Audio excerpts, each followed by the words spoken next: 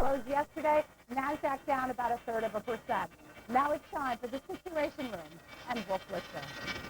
Susan, thanks. And to our viewers, you're in the Situation Room, where new pictures and information are arriving all the time. Standing by, CNN reporters across the United States and around the world to bring you today's top stories happening now. Virginia hands Democrats the keys to the United States Senate and turns Washington upside down. It's 4 p.m. in Alexandria, where Republican George Allen just threw in the towel. Now Democrat Jim Webb is about to claim victory. We're going to carry his remarks live. It's hard to overstate the seismic shift underway on Capitol Hill. For the first time in a dozen years, Democrats will be in charge of both chambers of Congress. This hour, the critical questions. Are they ready? What will they do?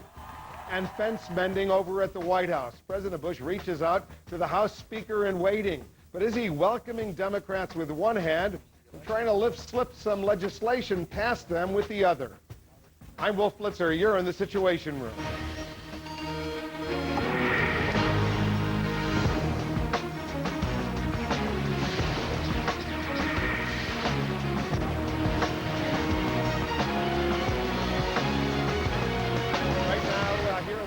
Capital, the structure of political power is cracking and shifting before our eyes.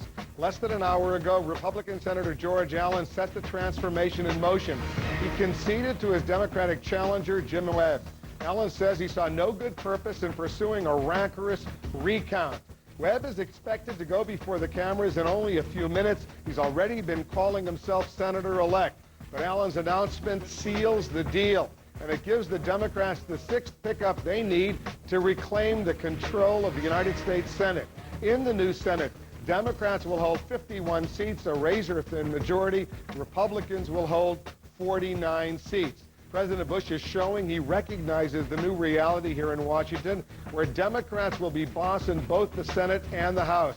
He invited House Speaker to be Nancy Pelosi to lunch today, along with the number 2 House Democrat, Steny Hoyer. Their public message, at least for now, let's bury the hatchet. Our White House correspondent Suzanne Malveaux and our congressional correspondent Dana Bash are standing by, but let's go to CNN's Jean Meserve. She's joining us now live with what has just happened in the Commonwealth of Virginia. Jean? Well, a few short months ago, it seemed inconceivable that the Democrats would take control of the Senate and that Republican Senator George Allen would lose his seat. But both those things have happened within the hour, George Allen conceding to his Democratic challenger, James Webb.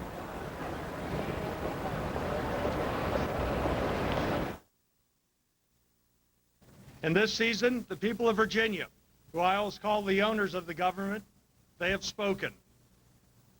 And I respect their decision. The Bible teaches us that there's a time and place for everything. And today, I've called and congratulated Jim Webb and his team for their victory. They had the prevailing winds. The margin of victory for James Webb was exceedingly small, less than 10,000 votes. Under Virginia law, George Allen could have asked for a recount. He decided not to do that. He said it would create too much ill will and it would cost too much money. But there also was this reality. A vote canvass was underway in the state of Virginia. It's not done yet, but the shift in voting that it showed was very slight, and what it showed was votes going into the Webb column, not into the Allen column. Now, George Allen, in his press conference, did say you can have a tree in a strong wind and it loses its leaves, it loses its limbs, but it can regrow in the next season. Perhaps a hint that the electorate in Virginia and in the nation has not seen the last of him, but we don't know for sure. Now we're waiting for the new Senator-elect from Virginia, James Webb, to make an appearance here. Back to you, Wolf. All right, George Allen graciously conceding. Jean, thanks very much. And coming up in a few moments, we're going to be hearing from the Senator-elect Jim Webb. He'll be going before the cameras in Northern Virginia. We're going to bring you his remarks live right here in the Situation Room. It's also said and done in the Montana Senate race. Republican incumbent Conrad Burns conceded today to Democrat John Tester. Tester claimed victory with a lead of fewer than 3,000 of the more than 400,000 votes cast. That margin is below the threshold set by Montana law that would have allowed Burns to request a recount. Senator-elect Tester, by the way, will be joining us right here in the Situation Room just in a little bit. We'll talk about his hard-fought victory and what comes next. Let's go to Capitol Hill, where the Democrats have been waiting a dozen years for a moment like this, a victory like this. They're now positioning themselves to jump into the driver's seat in the Senate as well as the House. Let's bring in our congressional correspondent, Dana Bash. Dana? Well, they waited a dozen years to take control of Congress, but they waited two or 3 minutes, perhaps, to congratulate themselves and to have a rally after Senator George Allen conceded and formally made the Democrats the majority party in the Senate. The Democratic leader, along with his two top lieutenants, came out to a crowd of Senate staffers, Democrats, of course, waving flags. They came out to music. It was a rally for the Senate minority leader now, soon to be majority leader in January, to declare victory. The election's over. It's time for a change.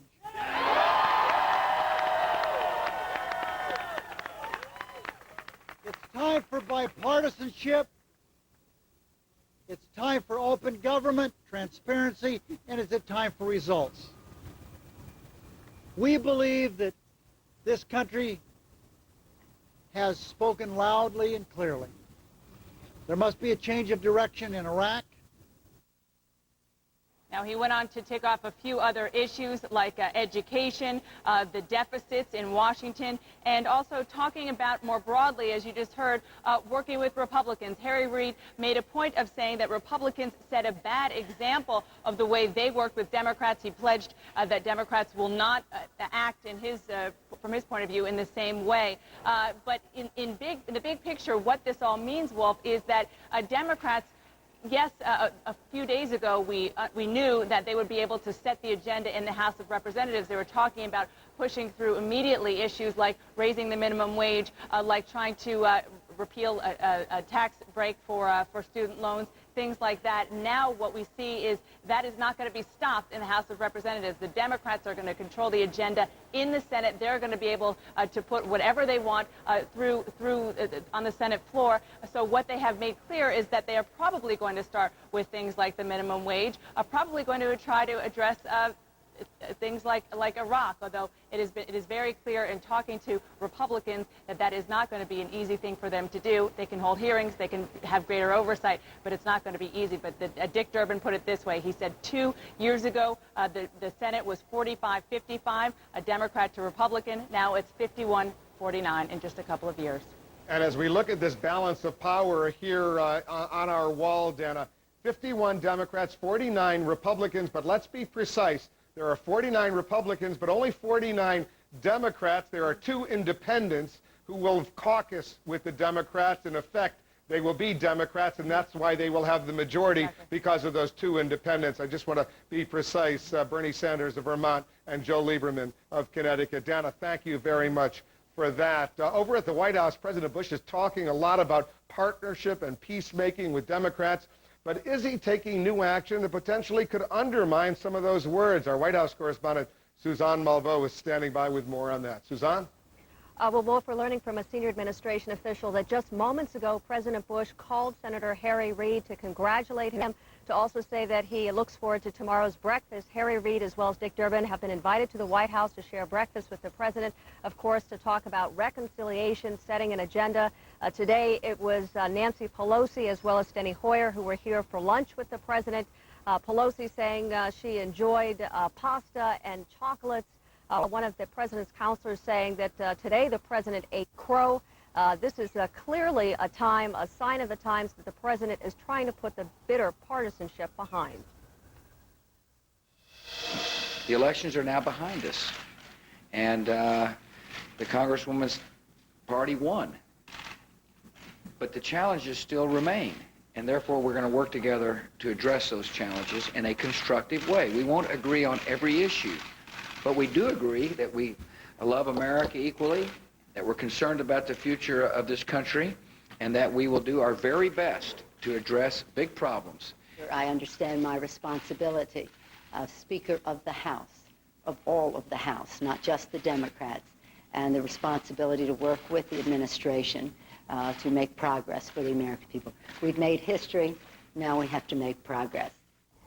And Wolf, of course, the big question is how long this honeymoon is really going to last. We saw the president with his cabinet, of course, talking about reconciliation, but also a very strong message to the Republicans still in charge that he wants to push forward his agenda, specifically controversial legislation like the Terrorist Surveillance Act, saying that he wants that to move forward in the next couple of weeks in the lame duck session before Democrats get a hold of that, because it is much less likely that it's going to pass with a democratically controlled Congress. So the president's sending a very clear message. Let's get some things done. Let's put it on the table, get it out of the way before the Democrats take charge in January. On that surveillance legislation, that's not the only legislation. He'd like to see this lame duck Congress pass. There's also a controversial nomination he'd like to see the Senate deal with once again right now. Well, John Bolton, of course, he is the ambassador to the UN. Appointment in the Senate. Republicans and Democrats did not actually approve his nomination, so he is in that position temporarily. The president, again, trying to push that through. You're going to see an aggressive push to the Justice Department to make that happen under the Republicans, because they believe it is not, it's a no-starter, a non-starter under Democrat control. We even heard from Senator Joe Biden, who would head up that committee in charge of that, saying it's not going to go anywhere. So you're hearing a president very aggressively saying, look, we're going to try to get this done in the next couple of weeks before the Democrats take control. And we just heard from outgoing Republican Senator Lincoln Chafee, a member of the Foreign Relations Committee, that he is not going to support this confirmation of John Bolton either, a setback for the Bush White House. Thanks very much for that. He's not changing his position, Lincoln Chafee, at least not now. Suzanne Malveaux, Dana Bash, Jean Meserve, they are all part of the best political team on television. And remember, for the latest campaign news at any time, check out our political ticker, CNN.com/ticker. Let's go to Jack Cafferty in New York. He's got the Cafferty file. I think it's fair to say this is an earthquake, a political earthquake here in Washington, with the Democrats taking over not only the House, but the U.S. Senate as well. No question about it. And they thought at best it was a very long shot that the Democrats could capture the Senate. It's interesting to me, Wolf, that if you look at the margin of victory in Montana, which was, 2,500 votes, and in Virginia, which was about 7,000 votes, that less than 10,000 people in the United States, by going to the polls, tipped the entire balance of power, the most powerful nation on earth, from one side of the room to the other. So who says your vote doesn't matter? You bet it does.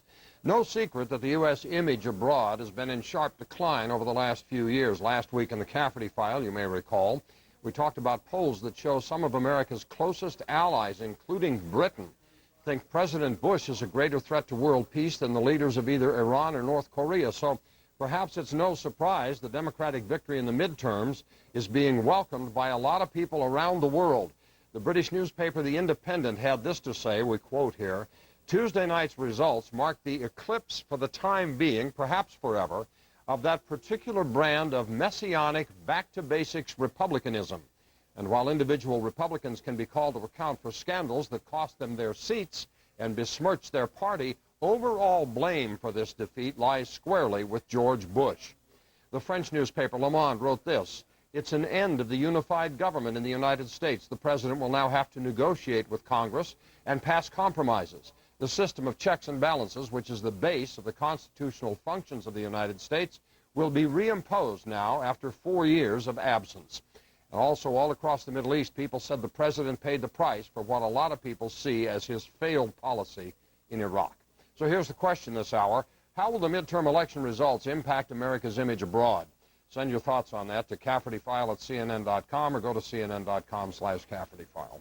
Wolf. All right, Jack, thank you. Jack Cafferty reporting for us. And coming up very soon, John Tester, the incoming senator from Montana. We're going to be speaking with him live right here in the Situation Room. You're going to want to see this. Also, George Allen concedes. Now we're only moments away from his challenger's celebration of victory. Senator-elect Jim Webb is about to go in front of the cameras. We'll have live coverage of that. Plus, election fallout. Will there be a change at the top of the Republican Party? Our own John King is standing by with some new information that he is gathering. Also, new leaders under the dome. Which Democrats are taking over in the Senate, and what will they do? Stick around. All the news coming up. You're in the Situation Room.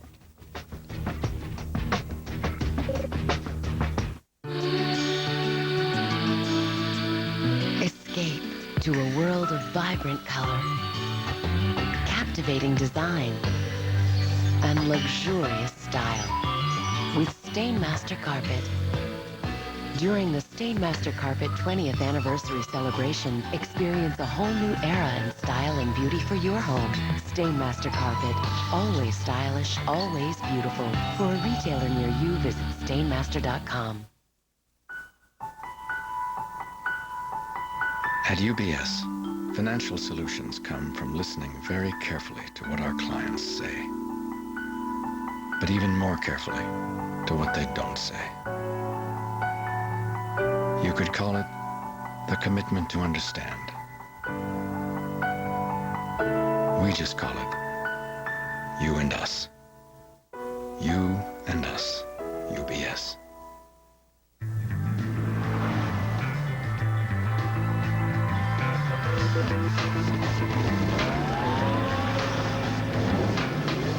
There were two options. Change the road or change the SUV. Introducing the Acura MDX with super handling all-wheel drive.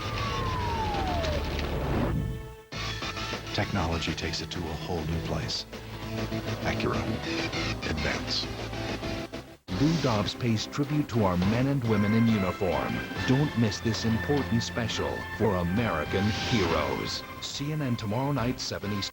Town & Country asks, do you know what certified pre-owned means? It means you'll save when you buy your Chrysler, Jeep, or Dodge and get the most comprehensive Daimler Chrysler factory-backed warranty. Only a 5-star dealer can offer this warranty, and TNC is your 5-star dealer. In other words, it's brand spanking used. So what are you driving? To find out about certified pre-owned vehicles, visit Town & Country Chrysler Jeep in Milwaukee and Town & Country Dodge in Wilsonville. Drive home happy. It's time for movies on demand, like having a theater at your command. Hundreds of flicks from A to Z.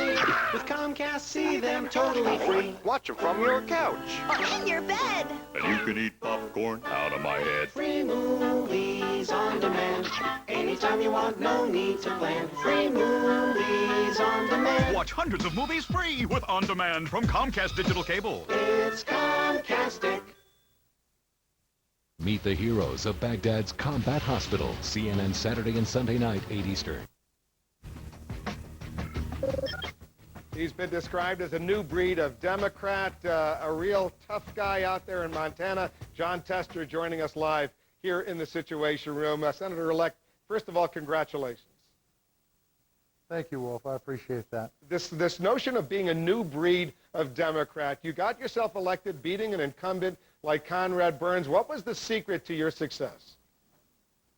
Oh, I think it was a grassroots effort. It was really the success of mine, both in the primary and the general, and it's a lot of hard work. And we worked hard. We got great energy from our supporters, and really in the last 2 weeks had thousands of Montanans on the ground out talking about who I was and what I stood for, and I think that made the difference in the end. Not only did you get yourself elected, Senator-elect, but you're going to be in the majority when you come to the United States Senate.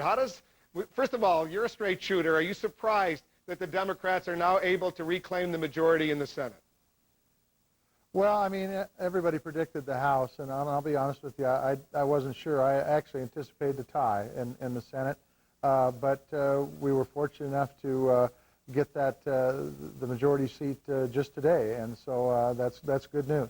So you got a lot of responsibility ahead of you as a member of the majority party in the Senate. Let me read to you what the Democratic leader in the Senate said this week yesterday, Harry Reid. The days of the do-nothing Congress are over, from changing course in Iraq to raising the minimum wage to fixing the health care crisis to making this country energy independent. We're ready to get to work. Are you on board with those priorities that he just outlined?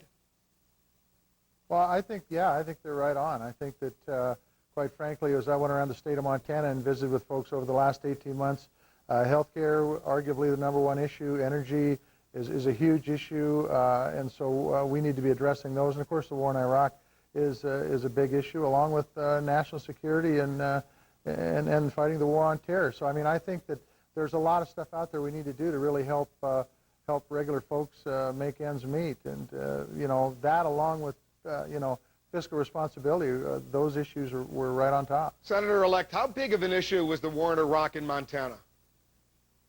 Well, I mean, I think that combined with all the other ones I just mentioned, people are concerned out here about the war in Iraq. Make no mistake about it, and they see what's going on, and with there being no plan and no end in sight, I think they're ready for a change so we can get a plan to, to bring our troops home and really not leave that Middle East upside down in the process. So it's a big challenge for us. It's a big challenge for everybody in government, in the House and the Senate and the executive branch. So I look forward to the challenge, and I hope we can all work together to come up with a solution, because I think that's what's really important if we're going to move this country forward. The president was out in Montana campaigning for your opponent, Conrad Burns, the senator. Any bad blood when you come to Washington and you have that first direct encounter over at the White House? None whatsoever. I look forward to meeting the president. The fact is everybody's trying to get their person elected. I don't have a problem with that at all, and I look forward to working with the president and everybody in the Senate and the House too, as far as that goes, to get some policies passed that make sense for average folks, for the middle class. He still has 2 years left in the White House, but some Democrats are already calling him a lame duck. Do you think he's a lame duck already? Well, I mean, I don't like labeling folks. I think that the proof is going to be how we perform over the next 2 years and how he performs over the next 2 years. And I think that I think we all want to move this country forward, and we all want to have things like health care that's affordable and accessible and make this country energy independent. I think we all know that we need to change the direction in Iraq, and I think that the proof will be in what we get accomplished over the next couple of years. And if it ends up in a situation of gridlock, I don't think anybody wins, especially not the American people. We'll look forward to seeing you here in Washington, Senator-elect. Thanks very much for coming into the Situation Room, the first of hopefully many appearances here. Outstanding. Thank you, Wolf. Appreciate the opportunity. Thank you. John Tester is the newly elected United States Senator from the state of Montana. It's a beautiful state indeed. We're standing by to hear from another newly elected senator, Jim Webb. He's about to make a major speech declaring victory now that his opponent, George Allen, has graciously conceded defeat. We'll bring you those remarks live. That's coming up. Plus, the race for the White House is on as a presidential wannabe drops his hat into the ring. We'll have details in today's Political Radar. Stay with us. You're in the Situation Room.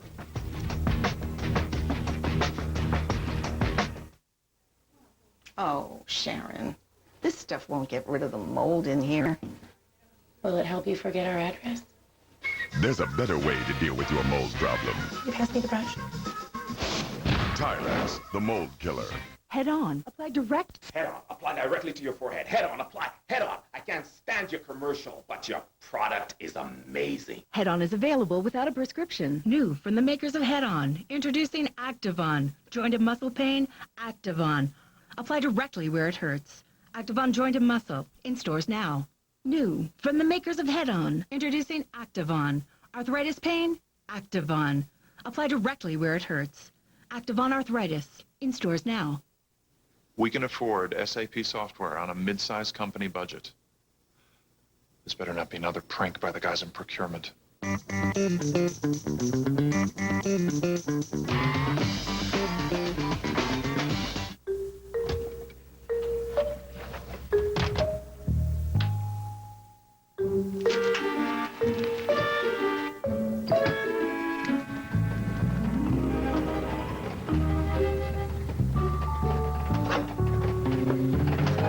If only your cupboards were never bare. Fortunately, Walgreens has thousands of locations, many open 24 hours, stocked with the food and beverages you need whenever you run out.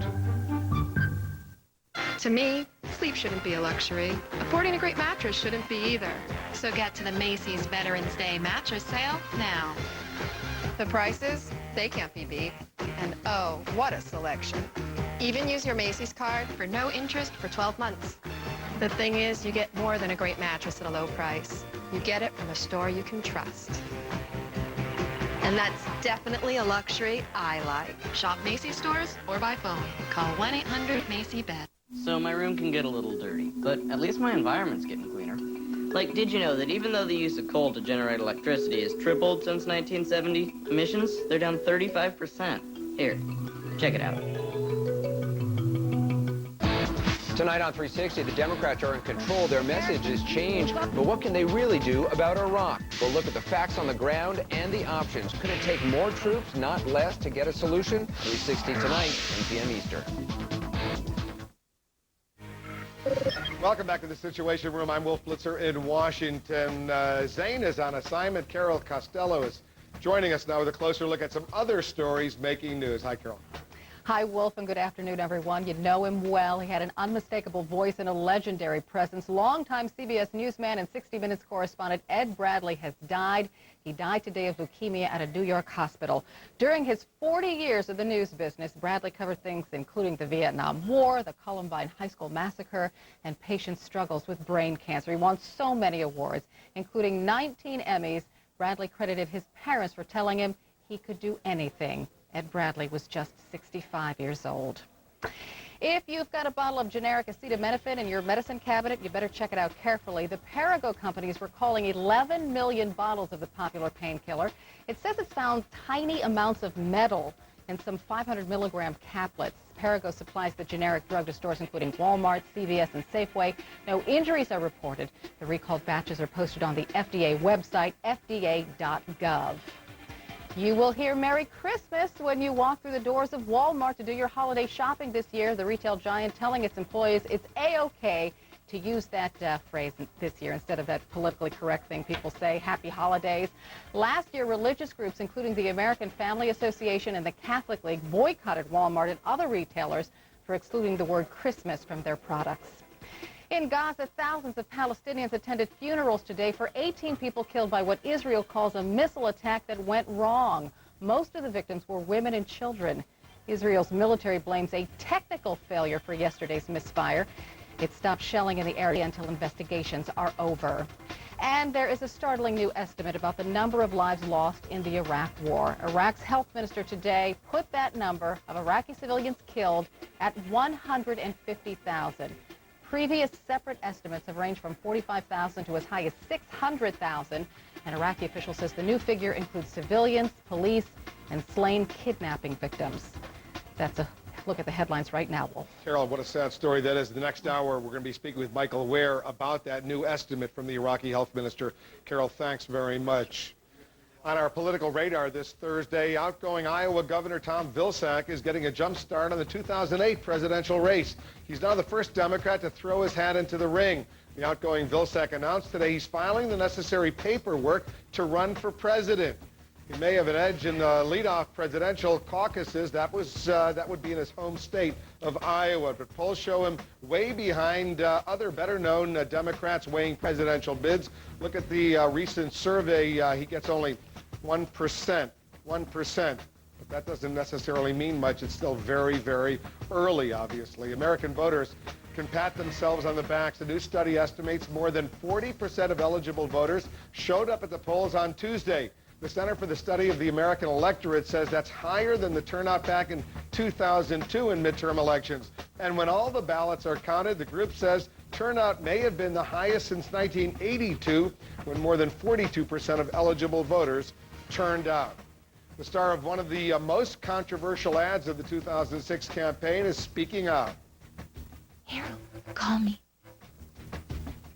The bare-shouldered blonde in that Republican attack ad on Tennessee Senate candidate Harold Ford says she isn't very political. The actress tells a Tennessee newspaper her appearance in the ad was just another job and that she didn't know who Harold Ford was. Ford lost to Republican Bob Corker in Tennessee. And remember, for the latest campaign news at any time, check out the political ticker, CNN.com/ticker.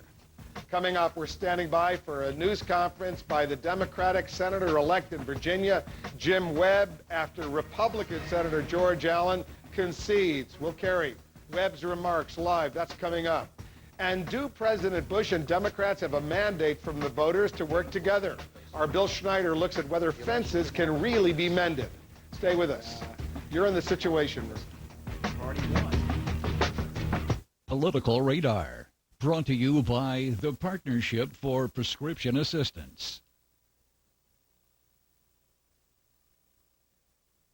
I'm Montel Williams. The Partnership for Prescription Assistance is traveling to all 50 states, making stops to help people pay for their medicine. I was in a lot of pain. I wasn't able to afford my medications, and PPA gave me back my life. This past year, America's pharmaceutical companies gave away more than $5 billion worth of medicines to people in need. It has been a lifesaver for me in more ways than one. If you need help, just call 1-888-4PPA now. The Partnership for Prescription Assistance, on the road to helping you.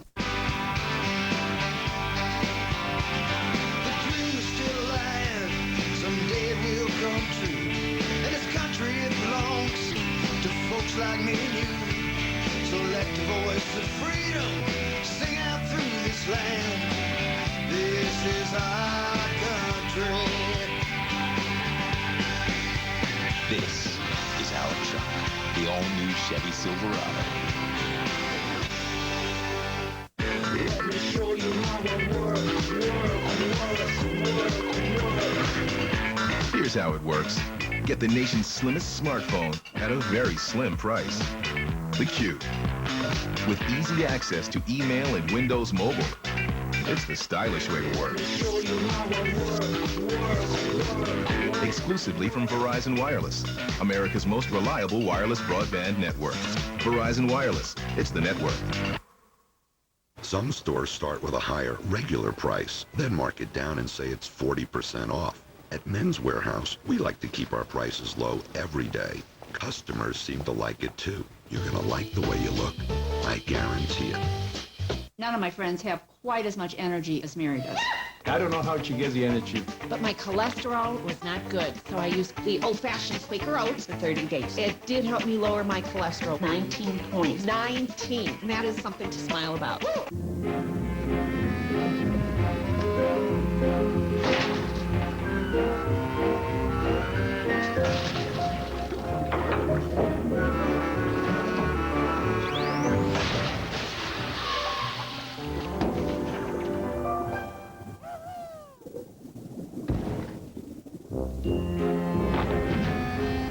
Your risks can change quickly. Make sure your insurance stays in sync, travelers. The CNN Hummer has seen a war, an overhaul, and now it tours Army bases before it's auctioned off January 20th to benefit Fisher House. Check out CNN.com Warrior One. This Hummer saw war. Now it will help those who fought it.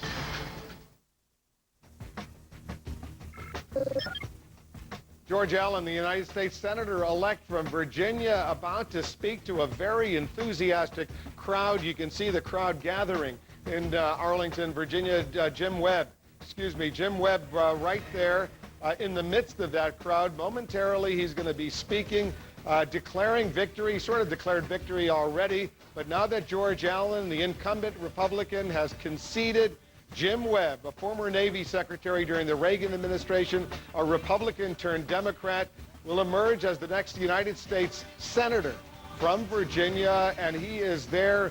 He's shaking hands with his supporters. You could probably make him out right in the sort of the left part of your screen, at the bottom part of your screen. He's there. His family will be there as well.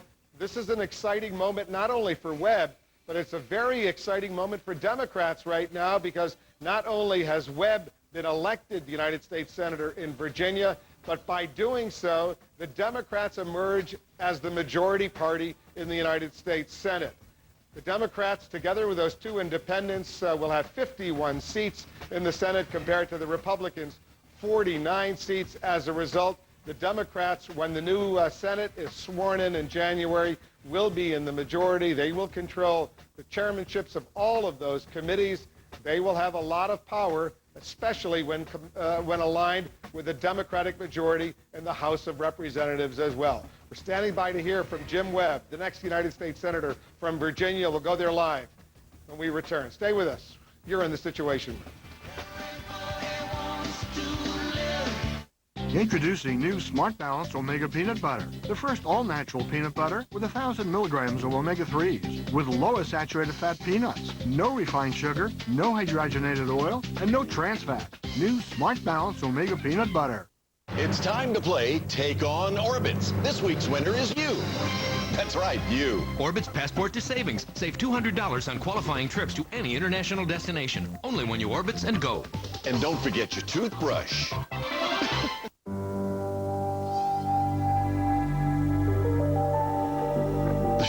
houses may seem familiar, but you've never seen a car virtually park itself.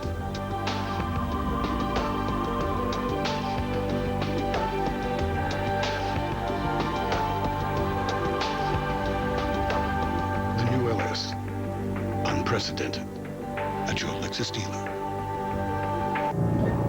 Fantastic. Quality. Wow. Thanks to the latest Bose technology, it is now possible to have for the first time the same noise reduction benefits in on-ear headphones as we achieved in the award-winning Quiet Comfort 2 around-ear headphones. And now you can choose your preferred style, QC2 or the new QC3 headphones. Wear them when you fly to experience less noise at the flick of a switch. And create your own private sanctuary. Originally designed for planes, owners tell us about other uses, less distraction at work, to unwind after a hectic day, or to find your own space. Sound quality is fantastic. Peace. Order QC2s or the new smaller QC3 headphones. Try them risk-free for 30 days. Order by January 31st for a free MP3 player, and you can make 12 easy payments. Quiet Comfort headphones. Hear the difference Bose technology makes. Turn left. It's a left up here. Is that the new BlackBerry from Sprint? Yeah, fast downloads, GPS, my calendar. I'd be lost without it. That's cool. BlackBerry devices powered by Sprint, now with real-time GPS capability. So he's really... Yeah. It's a left up here. Get new BlackBerry devices at Sprint or Nextel stores or call 1-8-SPRINT-BIZ and get on the nation's largest mobile broadband network. Sprint. Power up. We're standing by to hear from Jim Webb, the newly elected United States Senator from Virginia. There's an enthusiastic crowd that has already gathered to hear him declare victory formally now that George Allen, the incumbent Republican, has conceded defeat. There he is, Jim Webb, the former Navy Secretary. He's going to be speaking shortly. We'll go there live as soon as he starts speaking. Webb, being the newly elected senator-elect, will succeed Republican incumbent George Allen. That concession speech, as I said, coming just over an hour ago, and significantly, it pushes the Democratic Party over the top, giving them enough seats to control the Senate as well as the House of Representatives. Democrats will have the barest of majorities in the next Senate, 51 seats. Republicans will hold 49 seats. In the House, Democrats will run the show with a majority of at least 229 seats. Republicans will have at least 196 seats. There are 10 House races right now that are still undecided, could go either way. So how will the new equation work, and can Democrats work with President Bush? Let's bring in our senior political analyst, Bill Schneider. Bill? Wolf, there are two ways of looking at what the voters have created. You can say they voted for divided government or government of national unity. President Bush seems to want a government of national unity to succeed. It's in the national interest of the United States that a unity government based upon a constitution that is advanced and modern succeed. Except that he was not talking about the United States. He was talking about Iraq, where warring sects have to figure out how to work together. Same as here. Democrats are ready to lead, prepared to govern, and absolutely willing to work in a bipartisan way. Can it happen? There's reason for hope. The Democratic majorities in the House and Senate include a lot of newly elected moderates, like Heath Shuler of North Carolina, a former Washington Redskins quarterback who was courted by the Republicans, and Brad Ellsworth, an Indiana County sheriff who signed a pledge not to raise taxes. In the Senate, there's Bob Casey of Pennsylvania, John Tester of Montana, and Jim Webb of Virginia, who used to be a Republican and was President Reagan's Navy Secretary. And Joe Lieberman will still be around. How accommodating will Republicans be? Moderate Republicans have diminished in number. Representatives Jim Leach of Iowa and Nancy Johnson of Connecticut were defeated. So were two moderate Republican senators, Lincoln Chafee of Rhode Island and Mike DeWine of Ohio. Will Republicans move further to the right? Not if they got the message of the election. Republicans lost because they abandoned the center. Independents voted Democratic by the biggest margin ever recorded. The election also provides an alternative model of a Republican who moved to the center and thrived. We fight over our causes, but in the end, we find common ground. This is the California way. The voters have endorsed it. I embrace it. If unity government is going to work in Iraq, the various parties will have to disarm their militias. Some steps toward ending the political arms race might be a good idea in this country, too.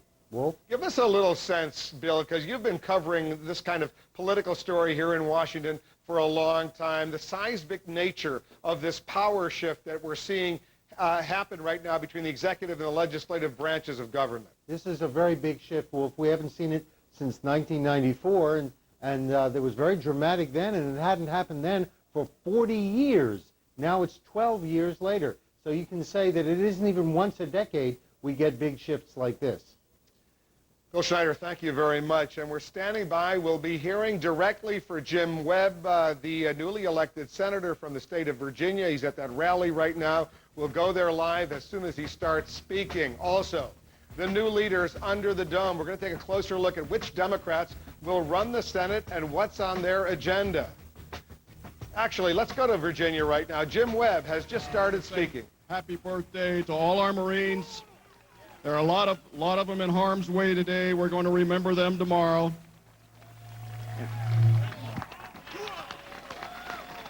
And the day after that is Veterans Day. And we remember all of those who have served our country and who are serving it wherever they are. We all have them in our hearts and in our prayers.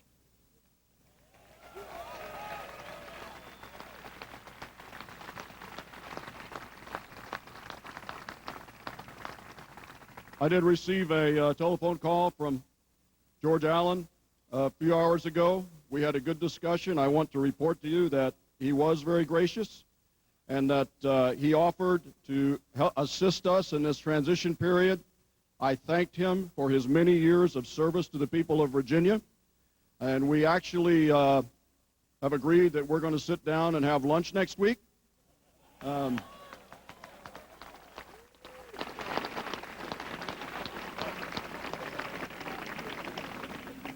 And I also asked him to help me with something I think is very important, ladies and gentlemen. And that is that as we move forward with all of these issues that concern us as Americans, I think it's really vital that we all do our best to stop the politics of divisiveness, character assassination, distraction. In fact, we know that Secretary of Defense Rumsfeld has decided to move on.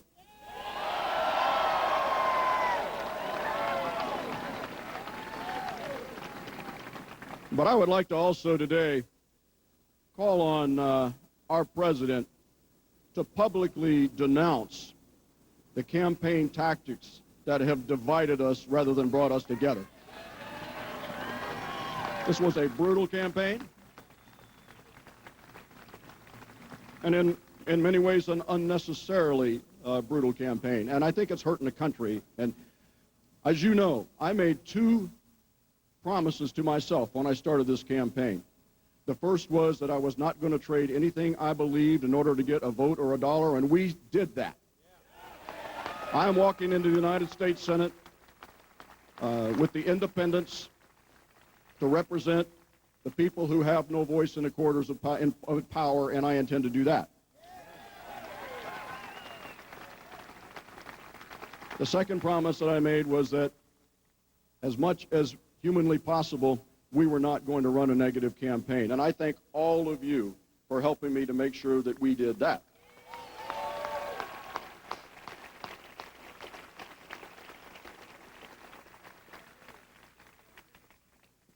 There were a lot of misperceptions about why I got into this race. I was watching on election night some of the analysts, and one of the frequent things that was being said about this campaign was that I came to the Democratic Party purely on issues regarding the Iraq War. Nothing could be further from the truth. I think I and a lot of people like me had aligned themselves with the Republican Party on national security issues, but were always concerned about issues of economic fairness and social justice. So it was a natural...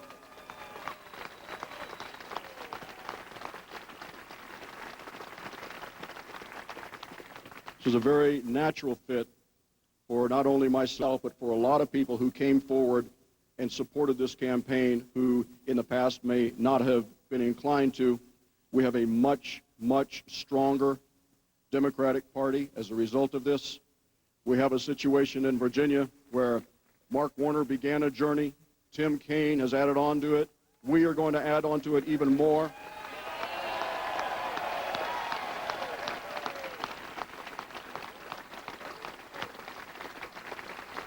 We're going to work hard to bring a sense of responsibility in our foreign policy that will, in my view, result soon in a diplomatic solution in Iraq.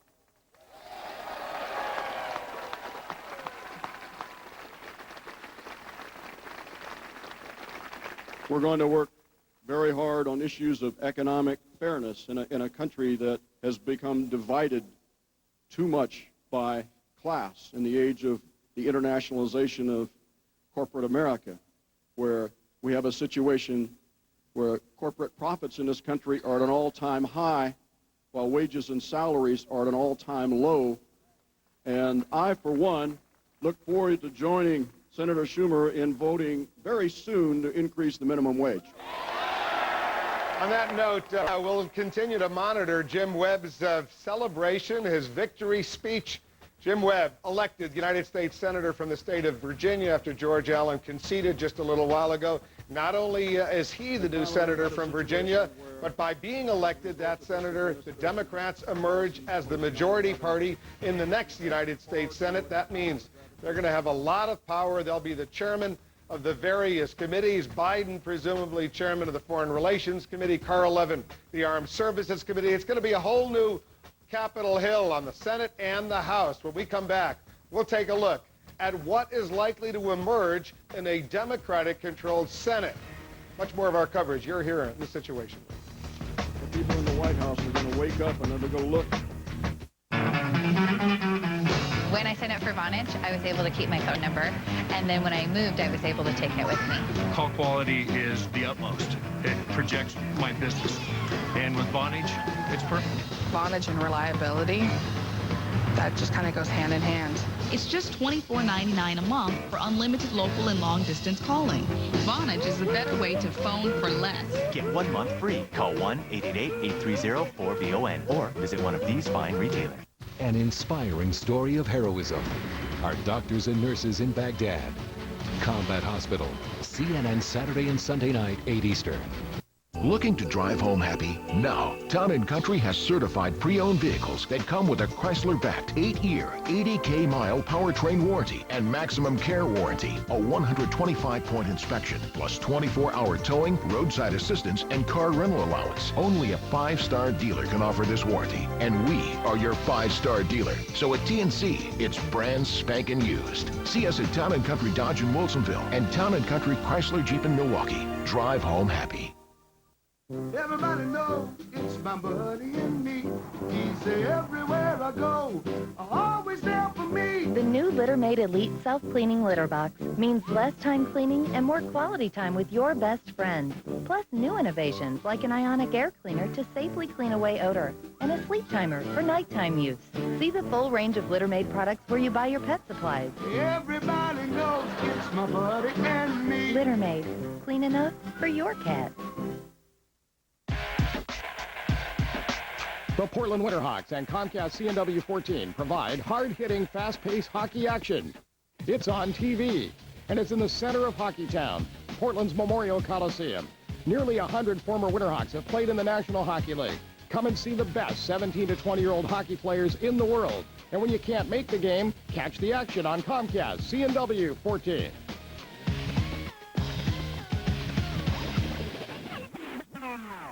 Buy once, give twice. Our children's store, a holiday season gift store benefiting children's charities, is now open through mid-January on the corner of Southwest 9th and Morrison in the Galleria. For over a decade, our children's store has raised more than $1 million for children's charities in Oregon and Southwest Washington. This holiday season, we invite you to come shop, have a private party, order corporate gift baskets, or purchase gift certificates. We have gifts for all occasions and all ages. And remember, every item you buy benefits children in crisis in our community. So buy once, give twice. For more, Anderson Cooper 360, CNN Monday night. There's a whole lot of shaking going on under the Capitol dome, and now that Democrats are set to take control of the Senate as well as the House, and that means musical chairs in the all-important committee rooms. Let's go to Capitol Hill, our congressional correspondent Andrea Koppel, with more on this very important part of the story. Andrea? Wolf, there are about 20 Senate committees, and for the last 4 years, they've been in Republican hands. Democrats in the White House have been at odds for years. I don't think the president has come to grips with reality. I believe that record is dismal. Said the president has acted as a divider, not a uniter. But come January, Democrats will be able to do more than just criticize. With a majority in the Senate, they'll chair all committees and control the agenda. That puts the gavel back into the hands of senior Democrats like Joe Biden, who'll be at the helm of Senate Foreign Relations.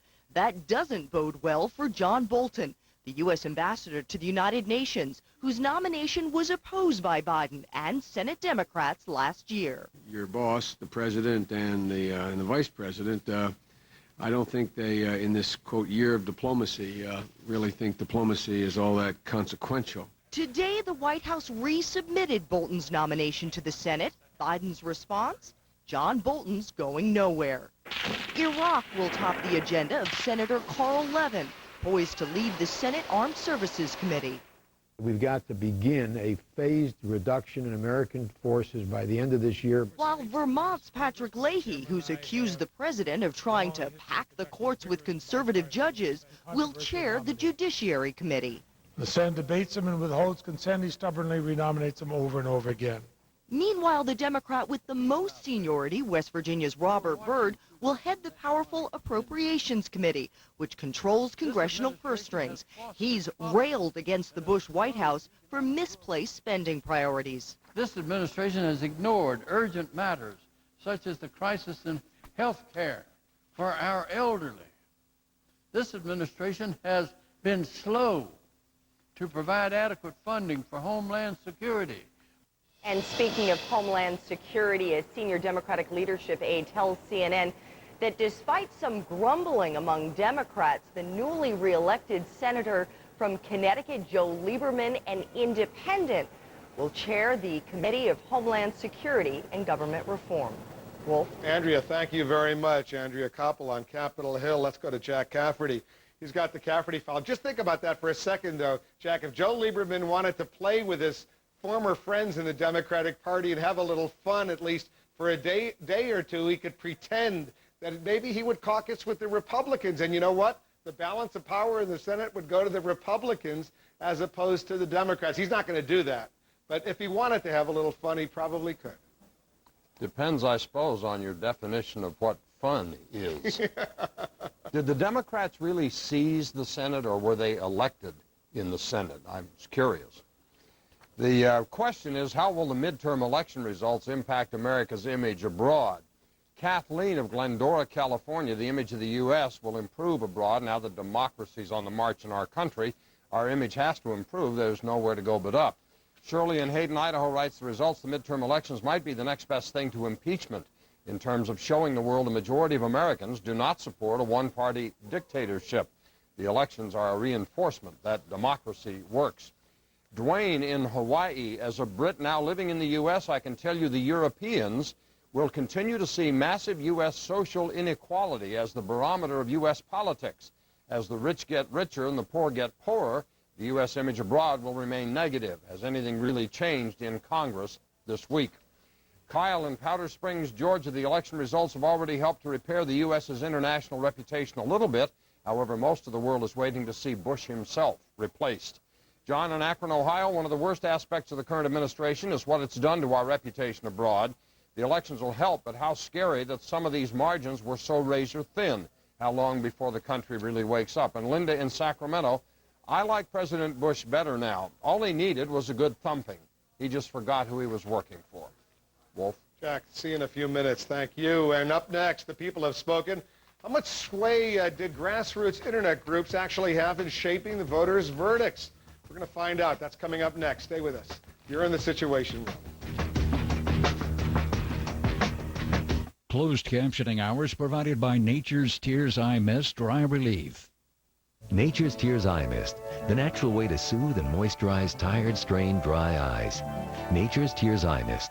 Now, doesn't that feel better?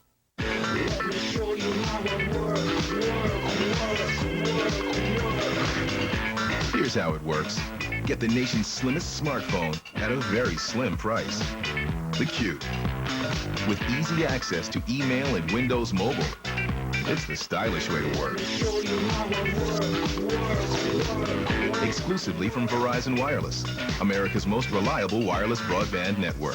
Verizon Wireless. It's the network.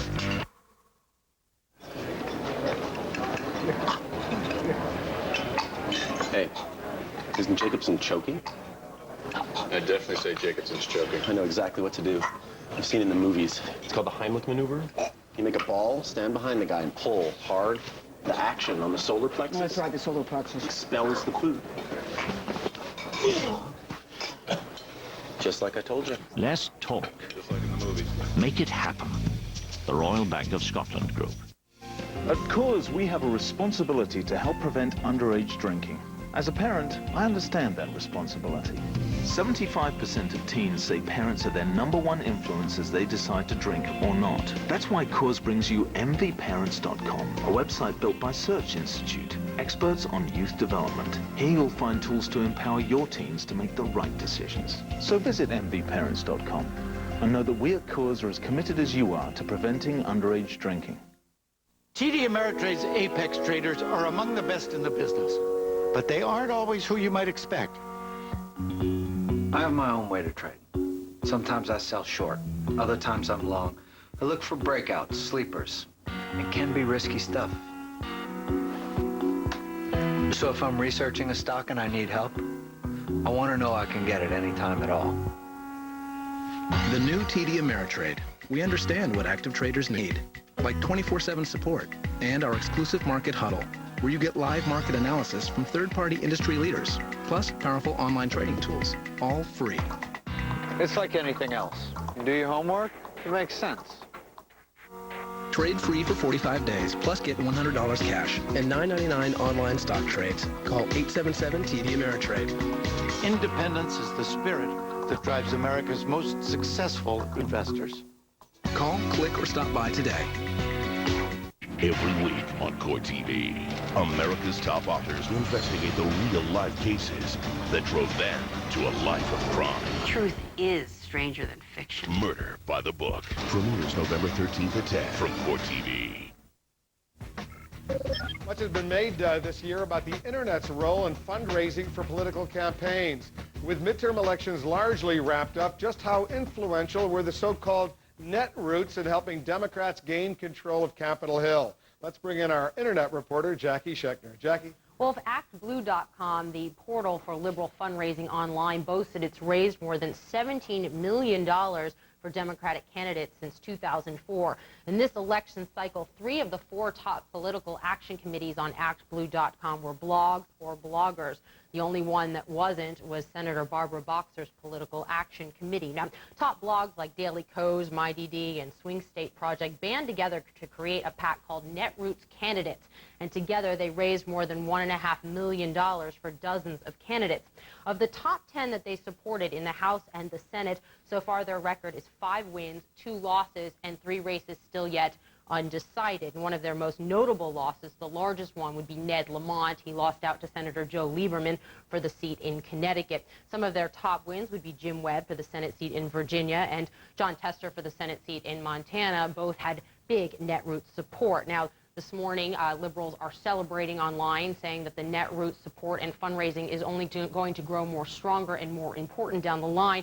And the right had even started to take notice, trying to fundraise in the last 3 months before the election. They raised about $300,000, but really only went 2 for 21 in the candidates they chose to support. Wolf. All right, good work, Jackie. Thank you. And to our viewers, you're in the Situation Room where new pictures and information are arriving all the time. Standing by CNN reporters across the United States and around the world to bring you today's top stories happening now. The stunning post-election power shift is now complete. Democrats capture the last Senate battleground, setting the stage for total control of Capitol Hill. There's a call for common ground as President Bush invites Speaker-to-be Nancy Pelosi to lunch, but there's also a lame duck call for last-ditch legislative action by Republicans. Can they really work together? And as Iraqi insurgents claim they played a part in the Republican election defeat, the outgoing Defense Secretary Donald Rumsfeld concedes the war has not been going well. But does he have any advice for his successor? I'm Wolf Blitzer. You're in the Situation Room.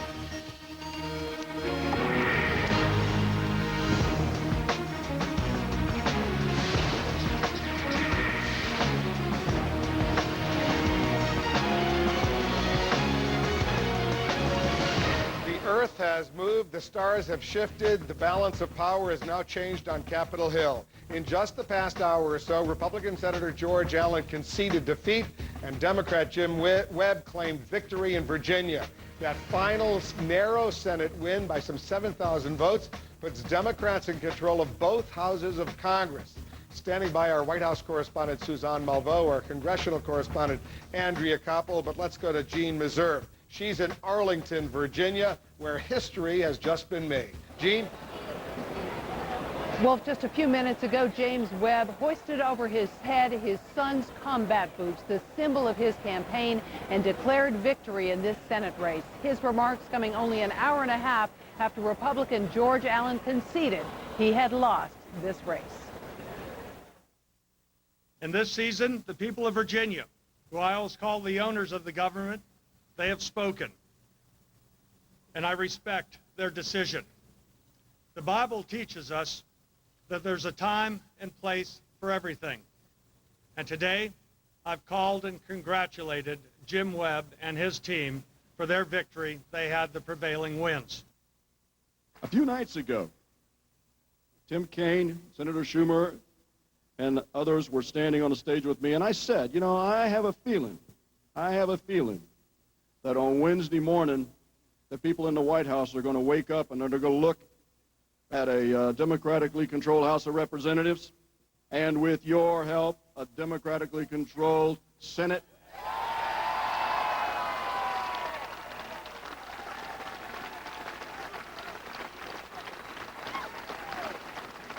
And we will begin the process of putting this country back on the track where it needs to be. Now, Senator Allen could have asked for a recount. The margin of victory for Webb is just that small. But Allen said today he had decided not to do that. It would create too much ill will and would simply cause expense to the taxpayers of Virginia. But there's also this reality that the canvass of the votes that is going on right now has shown only minor shifts in the votes, and the shifting has been towards James Webb. What does it all mean? Obviously, it's profound. Senator Chuck Schumer was here, and he probably summed it up. He asked the crowd, what color's my tie? They said blue. He said, what color's my suit? They said blue. He said, what color's my Senate? And they yelled blue. A lot of cheering here in Arlington tonight. Wolf, back to you. Thank you very much, Jean Meserve, reporting for us. Another key concession today in the state of Montana, where Republican Senator Conrad Burns has now acknowledged defeat. Democrat John Tester had claimed victory a day earlier with a lead of less than 3,000 of the 400,000 votes cast. CNN had projected that as a win, and the Burns camp now says the numbers are stable enough to make the results abundantly clear. That new balance of power in the United States Senate, Democrats 51 seats, 49 Democrats, actually 2 independents. They'll caucus with the Democrats, though. Republicans with 49 seats. Let's learn a little bit more about this new balance of power on Capitol Hill, and for that, we'll turn to our congressional correspondent, Andrea Koppel. Andrea? Wolf, if you thought House Democrats looked happy the other night, you should have seen Senate Democrats today. They didn't see this coming. No one did. And today, the man who is poised to become the next majority leader in the Senate, Harry Reid, struck a conciliatory tone. This time for new direction has given us an opportunity, a chance to prove to the American people that we can work with the Republicans. They've set a very bad example in not working with us. We're not following that example. We're reaching out to them as we have from the time the election. Now, this reaching across the aisles is more than just rhetoric, Wolf, because practically speaking, there is the slimmest of majorities, as you said, 49 to 51. And if Democrats are going to get anything accomplished, they are going to need the support of Republicans. Wolf. Andrea Koppel, thank you for that. Andrea reporting from Capitol Hill. President Bush today played host to the presumed future Speaker of the House, Congresswoman Nancy Pelosi. There was talk of finding common ground, but the president also wants Republicans to push his legislative agenda while they still have a chance. Will that start things off on the wrong foot, though? Let's turn to our White House correspondent, Suzanne Malveaux. Suzanne? Oh, Wolf, that really is the question, just how long this honeymoon is going to last. It was just an hour ago President Bush picked up the phone, called Senator Harry Reid, congratulating him, saying that he is looking forward to having breakfast with him here tomorrow at the White House, as well as Dick Durbin. But today, as you know, was Nancy Pelosi's day here having lunch. She said it was pasta and chocolates, but the White House counselor Dan Bartlett said President Bush today was eating crow. They talked about reconciliation and the possibility, of course, of putting their bitter partisanship behind. The elections are now behind us, and the Congresswoman's party won. But the challenges still remain, and therefore we're going to work together to address those challenges in a constructive way. We won't agree on every issue, but we do agree that we love America equally, that we're concerned about the future of this country, and that we will do our very best to address big problems. So, Wolf, while you saw the president and his cabinet today talking about reconciliation, he also made a very important point, signaling to the Republican leadership, let's get some things done quickly in the next couple of weeks before the Democrats take control, one of them being a very controversial initiative, that the Terrorist Surveillance Act. Wolf? Suzanne Malveaux at the White House. Suzanne, thanks very much.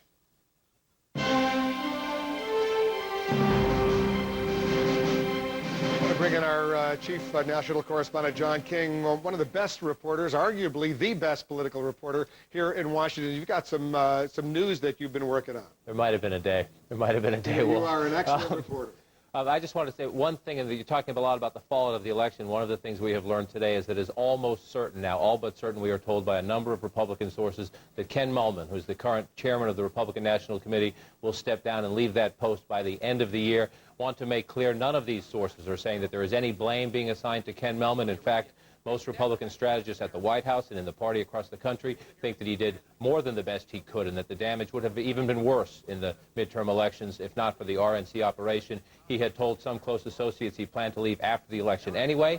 I'm told by one source close to him this is not a done deal, still a little bit more work to do on this, but the White House already is looking at potential replacements. And one thought under consideration, Wolf, you've seen this happen in the past, is to have a split leadership, a general chairman, a well-known politician who raises the money, who is the face of the party, and then a strategist who's the day-to-day operative. The number two at the Department of Transportation, Maria Sino. She's a veteran political strategist, worked at the Congressional Campaign Committee, worked in the Bush election campaigns. She is under consideration if Ken Mehlman steps down, which we are told is all but certain at the end of the year. Is she Hispanic? You know, I don't know Maria's. I think she's Italian. I think she's an Italian-American. I'm pretty sure that's true. I think they were disappointed. They lost a lot of Latino votes this time. The Republicans had been very aggressively going after Hispanics and Latinos, and I think they were pretty disappointed in this election. Look, in fairness to Ken Mehlman, he had a mission impossible right now, given the unpopularity of the war, what happened after Katrina, so it certainly would be unfair to blame him for the Republicans' problems. He's been working in, remember, he worked in the president's campaigns all along. He was the political director at the White House for some time. He's been on the gerbil wheel, as one of his close friends put it, for well in excess of 6 years now, and he's tired. No one blames him at all, but I'm told it's all but certain he will leave that post at the end of the year. Now, one of the stars of the Republican Party who emerged from this election actually lost. That would be Michael Steele, the lieutenant governor of Maryland, who wanted to be the United States senator, lost to Ben Cardin in a fiercely fought battle, but he's emerging as still as a major star in the Republican Party. He certainly is, and even though he at times took issue with President Bush in his campaign because he's running in such a blue state, Maryland, such a Democratic state, he took issue with the White House, sought distance from the White House. I'm told that top officials in the White House are actively looking for a place to put Michael Steele in the final 2 years of the Bush administration. His name has come up, for example, for the RNC job, although most think that's not where he will end up. Several members of the Bush cabinet and top sub-cabinet officials are expected to leave between now and the end of the year or very early next year. That is traditional when you get into the 7th and the 8th years of a presidential administration. You've seen this happen before. And when there are those cabinet shifts, many say look for Michael Steele to come in quickly. One person already telling me today he would be a candidate for the Department of Housing and Urban Development. If that comes open, a close friend of the president's from Texas has that job right now. But a number of cabinet officials are expected, or their top deputies expected, to leave soon. And I'm told to watch for Michael Steele to perhaps join the Bush administration in the new year. I think he does have a huge future ahead of him in American politics. Thanks very much. As I said, one of the best, arguably the best political reporter in town. Dial that back a bit. John, thanks very much.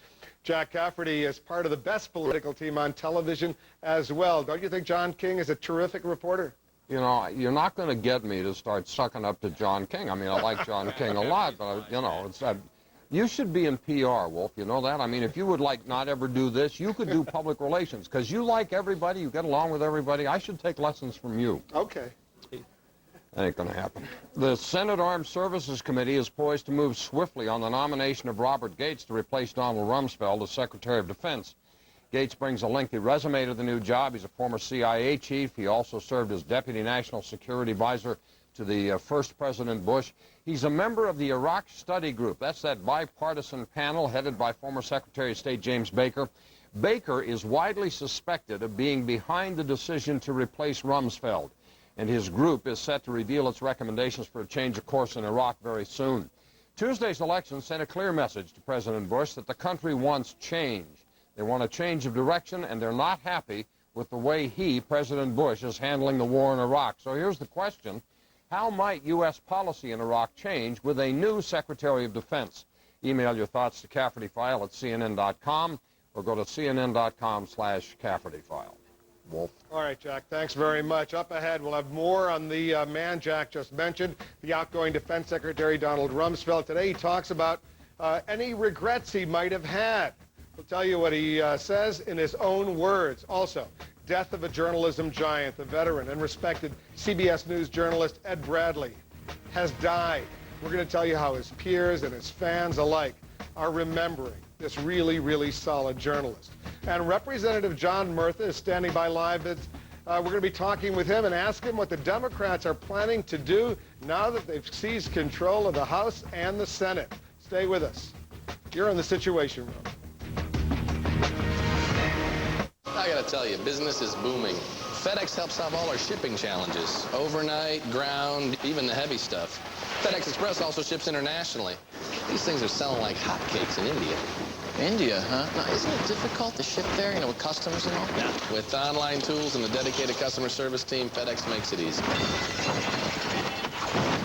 Goose, this is Iceman. We've got a wild bird. FedEx. International shipping made easy. Escape to a world of vibrant color, captivating design, and luxurious style with Stainmaster Carpet.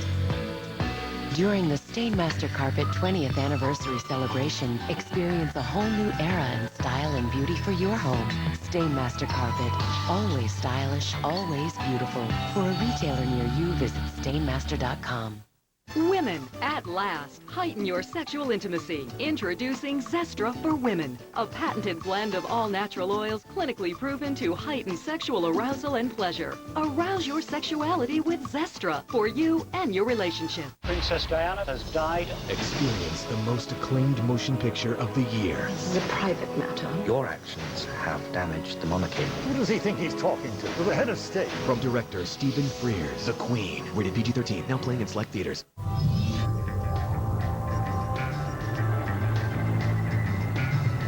The world is advancing. Faster and faster. Are you in or out?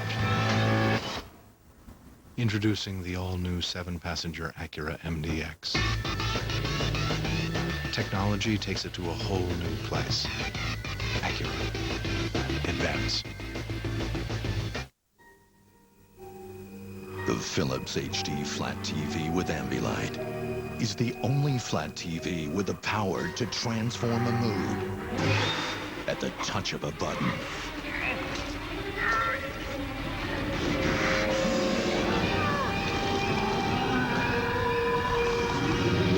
Simplicity is a button that transforms television.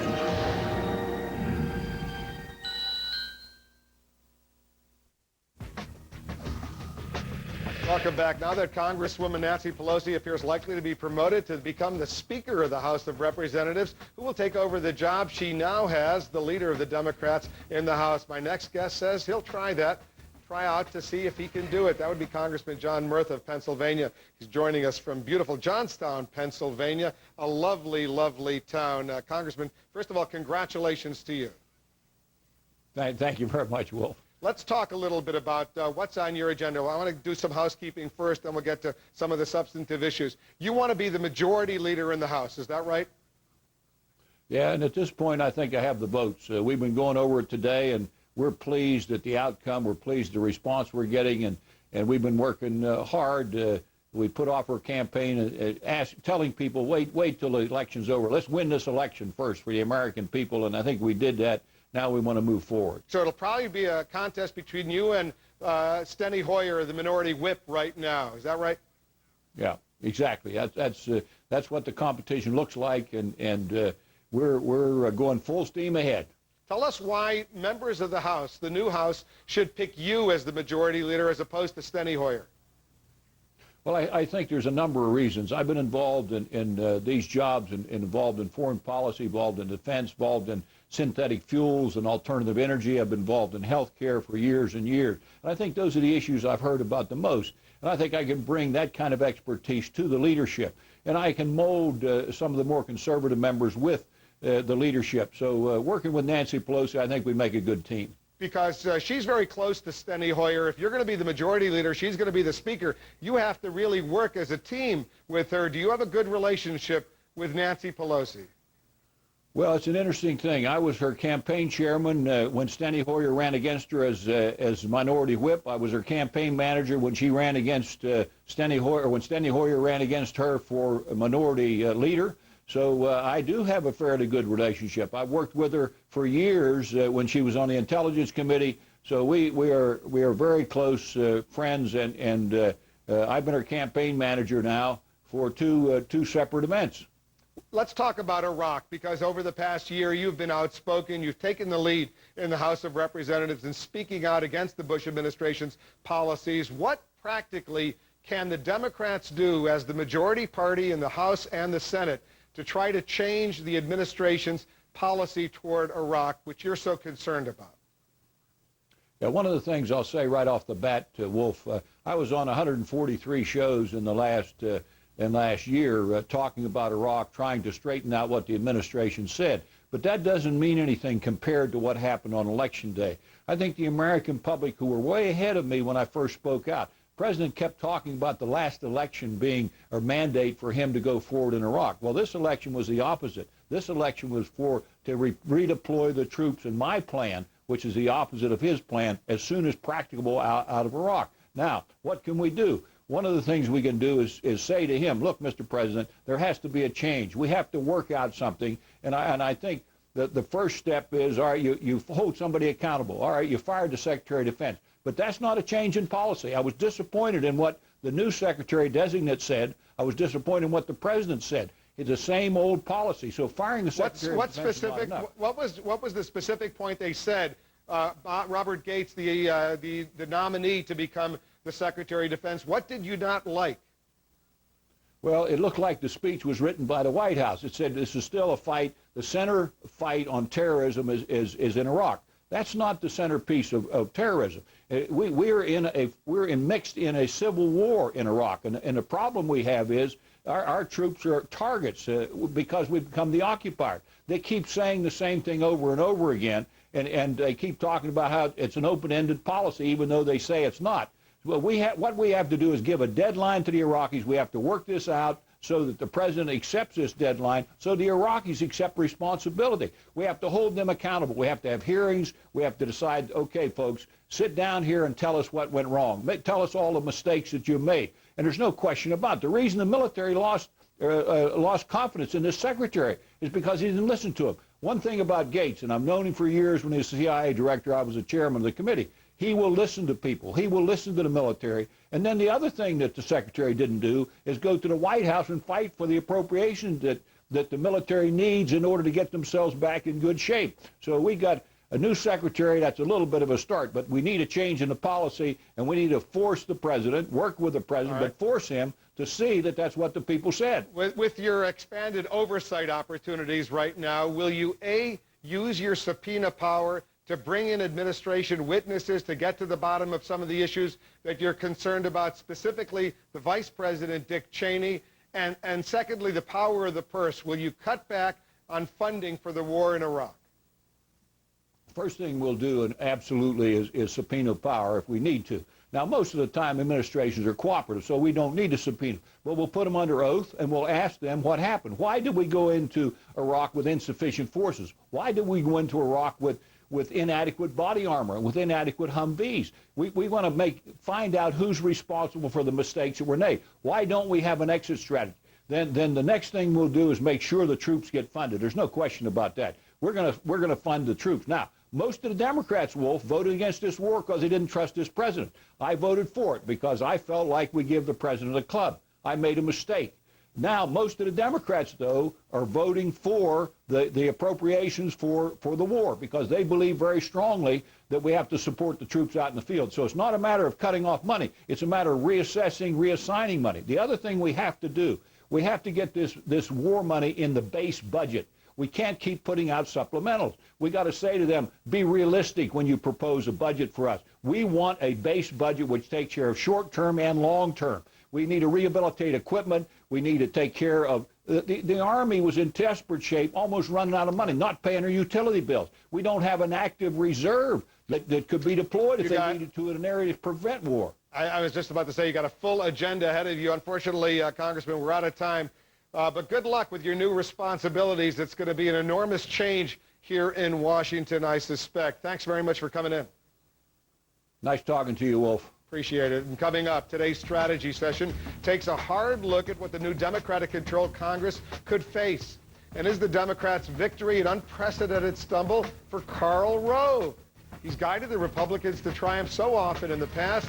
So what went wrong this time? Stay with us. You're in the Situation Room. Lou Dobbs pays tribute to our men and women in uniform. Don't miss this important special for American heroes. CNN tomorrow night, 7 Eastern.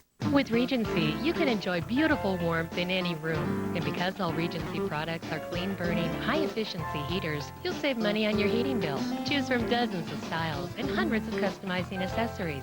Until November 9th, receive a free accessory worth up to $315. There's never been a better time to own a Regency. Please visit one of these fine dealers to select your Regency product.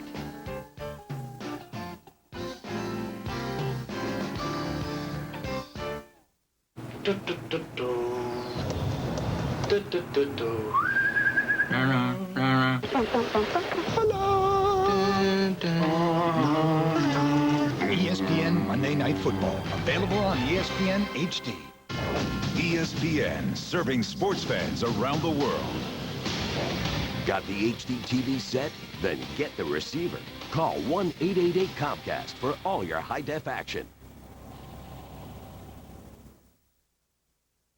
Mike Wallace, Andy Rooney, and more on Ed Bradley's Death. Larry King tonight. Are you a homeowner with a first mortgage, second mortgage, auto loans, student loans, or credit card debt?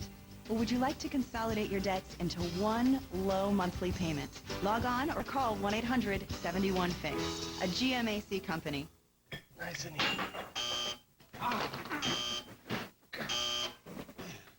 That was easy. A third the parts, a third the time. 1/1000th the colorful language. The Speed Connect drain, only from American Standard.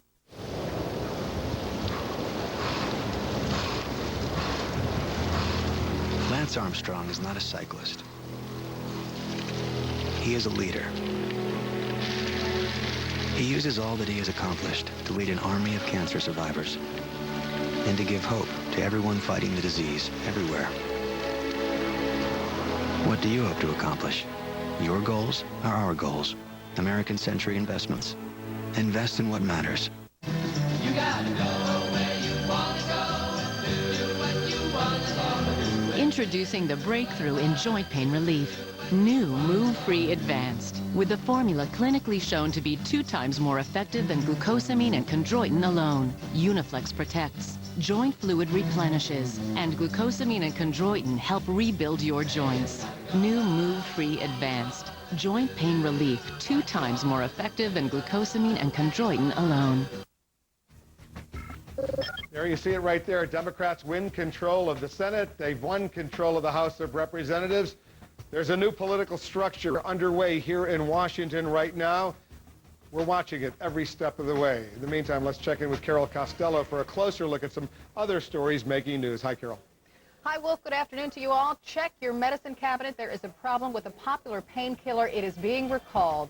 The Perrigo company is recalling 11 million bottles of acetaminophen. Perrigo says it found tiny bits of metal in some of the tablets. No injuries are reported. And by the way, that's a generic version of Tylenol. The brand Tylenol is not affected. You can check out the FDA's website at www.fda.gov for a list of the recalled batches. Figure skating champion Michelle Kwan is taking off her skates and dancing to a brand new beat. Secretary of State Condoleezza Rice says the 26-year-old will become a public diplomacy ambassador for the United States.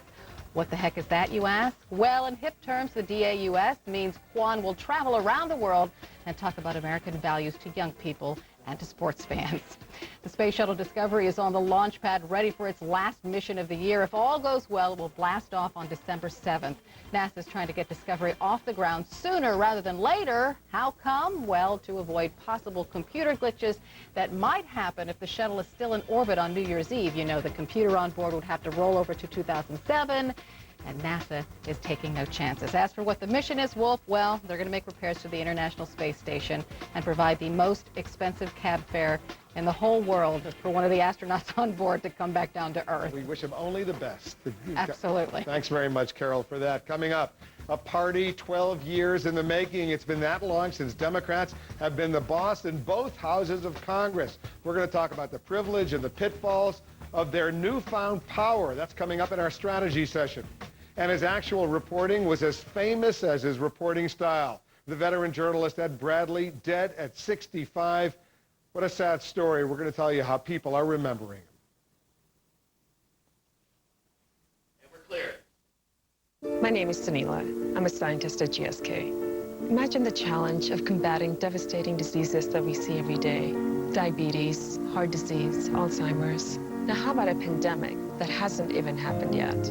That's our challenge with bird flu. And that's what's led us to researching a vaccine to help prevent people from getting it. The race is on against bird flu, and our job is to give us all a head start. GSK. To learn more, visit gsk-birdflu.com. Senator Kennedy, welcome to the Ambassador Hotel. Thank you very much. In a time of war, he offered peace. What if Kennedy loses? I don't want to be Vietnam. Do you? In a time of change, he offered justice. And after Dr. King was killed, I had anger like you can't even imagine. And for the future of a nation, he offered hope. But we can perhaps remember that those who live with us are our brothers. Bobby, rated R. In theaters everywhere, Thanksgiving Day. At Coors, we have a responsibility to help prevent underage drinking. As a parent, I understand that responsibility. 75% of teens say parents are their #1 influence as they decide to drink or not. That's why Coors brings you mvparents.com, a website built by Search Institute, experts on youth development. Here you'll find tools to empower your teens to make the right decisions. So visit mvparents.com and know that we at Coors are as committed as you are to preventing underage drinking.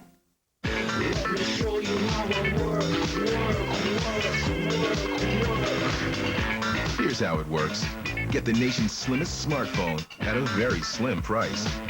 The Q. With easy access to email and Windows Mobile. It's the stylish way to work. Exclusively from Verizon Wireless, America's most reliable wireless broadband network. Verizon Wireless. It's the network. Bring it! Oh, what was that, like 5 games in a row? Huh? Don't get me wrong. You played great, hon, but your face was like... It's classic. It's classic. Like when things are real easy? Juice box? Huh? You're going to love what we've done to retirement planning. It's called My Plan from Fidelity. Retirement planning made easy. Smart move. Tonight on 360, the Democrats are in control. Their message has changed, but what can they really do about Iraq? We'll look at the facts on the ground and the options. Could it take more troops, not less, to get a solution? 360 tonight, 10 p.m. Eastern. You're in the Situation Room, where new pictures and information are arriving all the time, happening now. For one party, it's over. For another, it's just beginning. Democrats have officially wrested control of the Senate from Republicans. This after Republican Senator George Allen concedes defeat in Virginia. Democrat Jim Webb is now Virginia's senator-elect. Both men pledged to work together to try to ease Webb's transition. And to the victors go the spoils. With Democrats in charge, they could decide against keeping John Bolton as the United States ambassador to the UN. Today, the White House resubmitted his nomination. Bolton needs confirmation by the U.S. Senate. Last year, Democrats blocked his nomination, prompting President Bush to appoint him in a recess appointment that's set to expire in January. I'm Wolf Blitzer. You're in the Situation Room.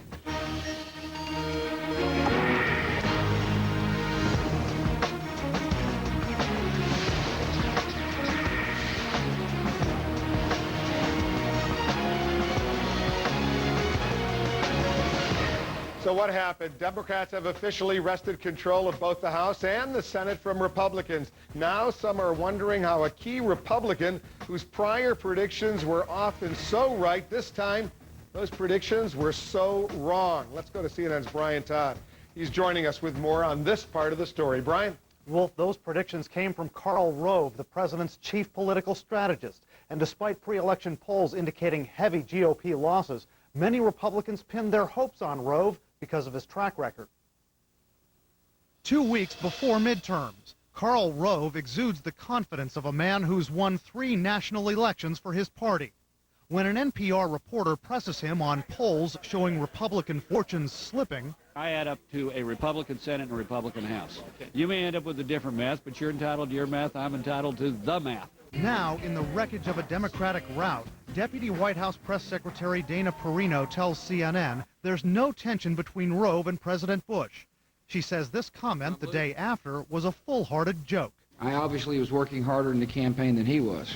Perino says Rove, who declined our request for an interview, doesn't spend a lot of time, quote, on the couch, thinking about his personal role in these situations.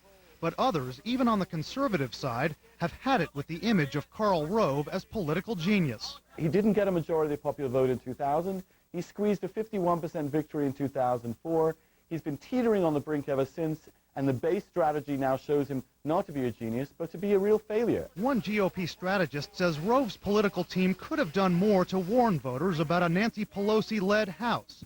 But some analysts believe Rove played too much to the base. The problem was it became such sort of a hard edge, let's help conservatives, let's fire up conservatives, that they almost tied their hands. It made it very difficult to get out of that strategy and then just try to reach to the center. But a GOP activist who knows Rove says there were forces at work here that even the so-called architect couldn't control. Karl Rove is in charge of the Get Out the Vote effort, in charge of the political campaign.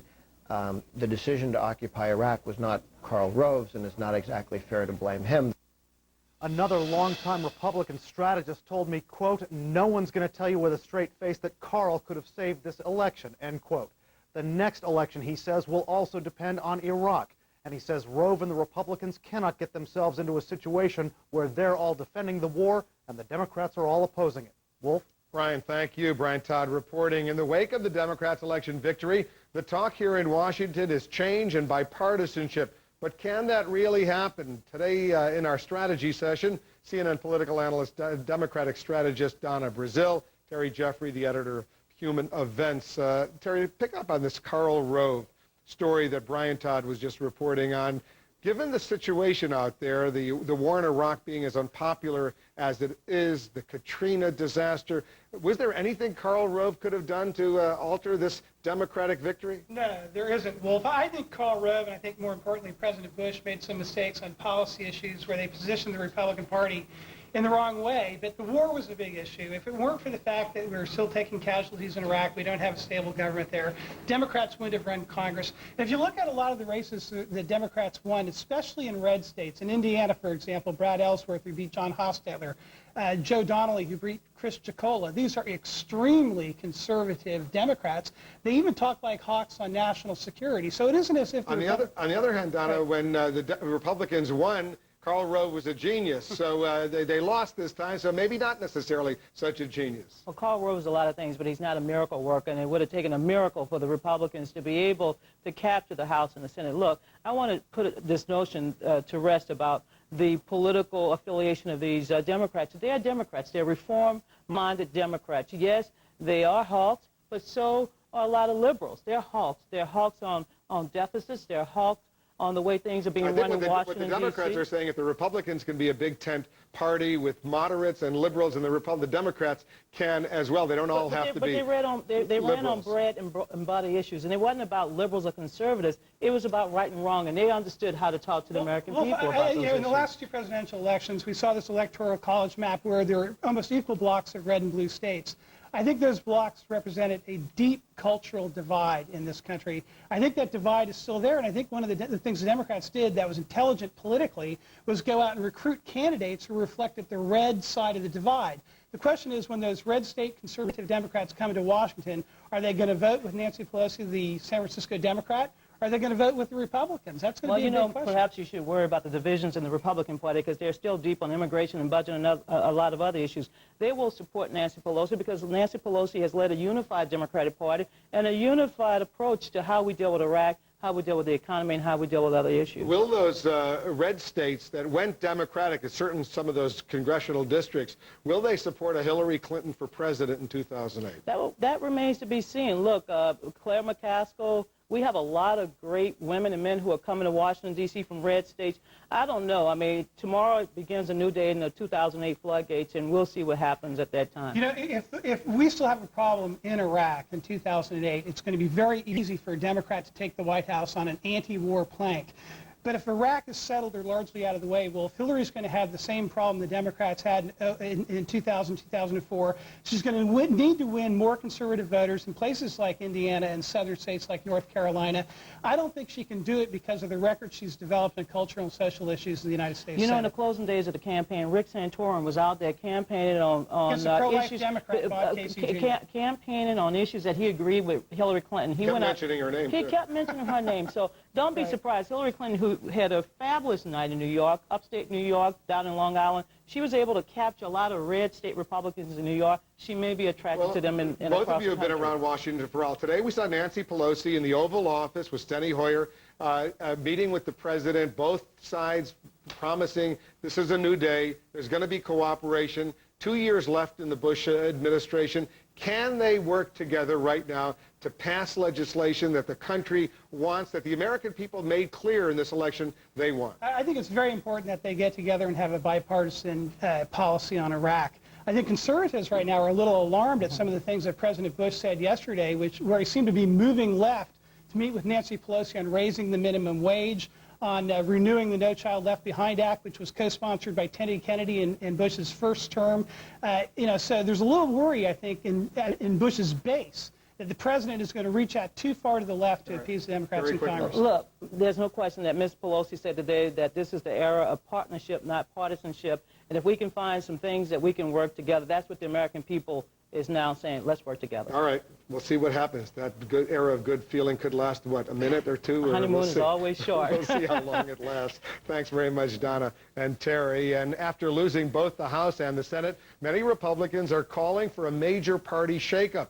While leadership elections will take place behind closed doors on Capitol Hill, this time around some conservatives online want their voices to be heard. Let's bring in our Abby Tatton. She has details. Abby? Well, these are some some conservative blogs that were urging wholesale change in House Republican leadership even before the results came in on Tuesday. And now as the race for minority leadership positions is on, right-leaning blogs, including Hugh Hewitt, are calling on the GOP to let the Republican rank and file have a voice in this process. Right-leaning Truth Laid Bare has got together a lot of conservative blogs to organize an effort to interview the candidates for the minority leadership post. They want the candidates to answer questions of the people that they're going to be representing. Now, this has been done before. In January of this year, all three candidates for House Majority Leader agreed to give interviews to bloggers. And we should point out that some of these conservative bloggers seem to have their pick already for Minority Leader, getting some early support from conservatives online. Mike Pence of Indiana. We'll watch this and see how it progresses. Wolf. Abby, thank you. Still to come, America votes, the world reacts. Our Zane Vergy standing by to tell us what the world is saying about this major power shift right here in Washington. And there was no one else exactly like him. That's what a lot of people are saying about Ed Bradley, the veteran CBS News journalist. He died today. We're going to tell you what else so many people are now saying about this great, great journalist. Well, it was an area where I could be of some...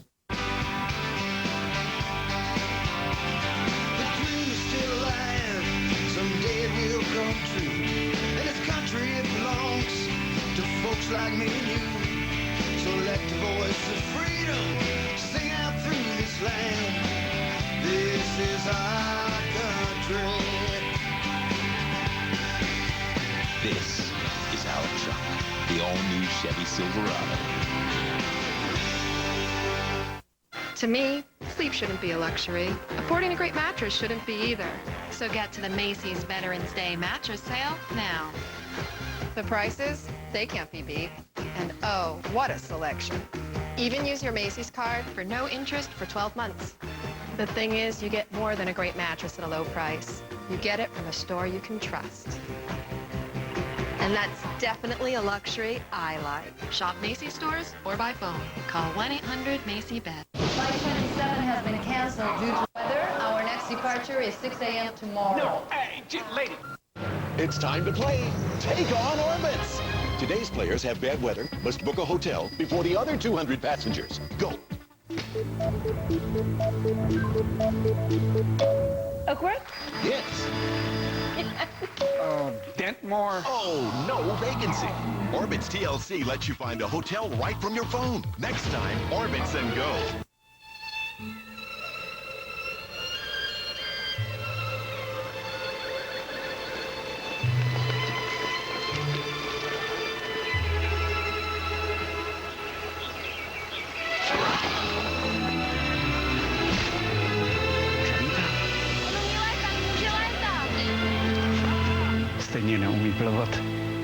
Your risks are always evolving. Shouldn't your insurance stay in sync? Travelers. Honey, look! Dolphin! Wow, I can't believe it! There's a better way to phone for less. Sweet bondage! Unlimited local and long-distance calling, just $24.99 a month. That's a savings of up to 50% on your phone bill. Honey, the dolphins! Come on, let's go play! Bondage, one smart decision among many, many stupid ones. Call 1-800-930-4DON. Closed captioning provided by Activon. Applied directly where it hurts. New from the makers of Head-On, introducing Activon. Arthritis pain? Activon. Apply directly where it hurts. Activon Arthritis. In stores now. A day after the president announced he's replacing his defense secretary, Donald Rumsfeld is still on the job, but he was on the move today in Kansas, suggesting he has no regrets about his stewardship of the Pentagon. I would start on a personal note. My time as Secretary of Defense, I've come away truly inspired by the professionalism, the dedication, the dignity of the men and women in uniform and the folks at the Department of Defense who work every day to help keep the American people safe. When I was in Afghanistan not long ago, a young soldier told me, he said, I really can't believe we're allowed to do something this important. You know, I feel the same way. I'm so honored to have had the opportunity to be part of something so important, so vital to the future of our country and to the cause of human freedom. The nomination of Robert Gates as Defense Secretary is certain to bring with it some strategy changes. Let's get some details from our senior Pentagon correspondent, Jamie McIntyre. Jamie? Well, Wolf, it's looking increasingly like that Iraq study group of which Gates is a member will provide a roadmap to get U.S. troops out of Iraq.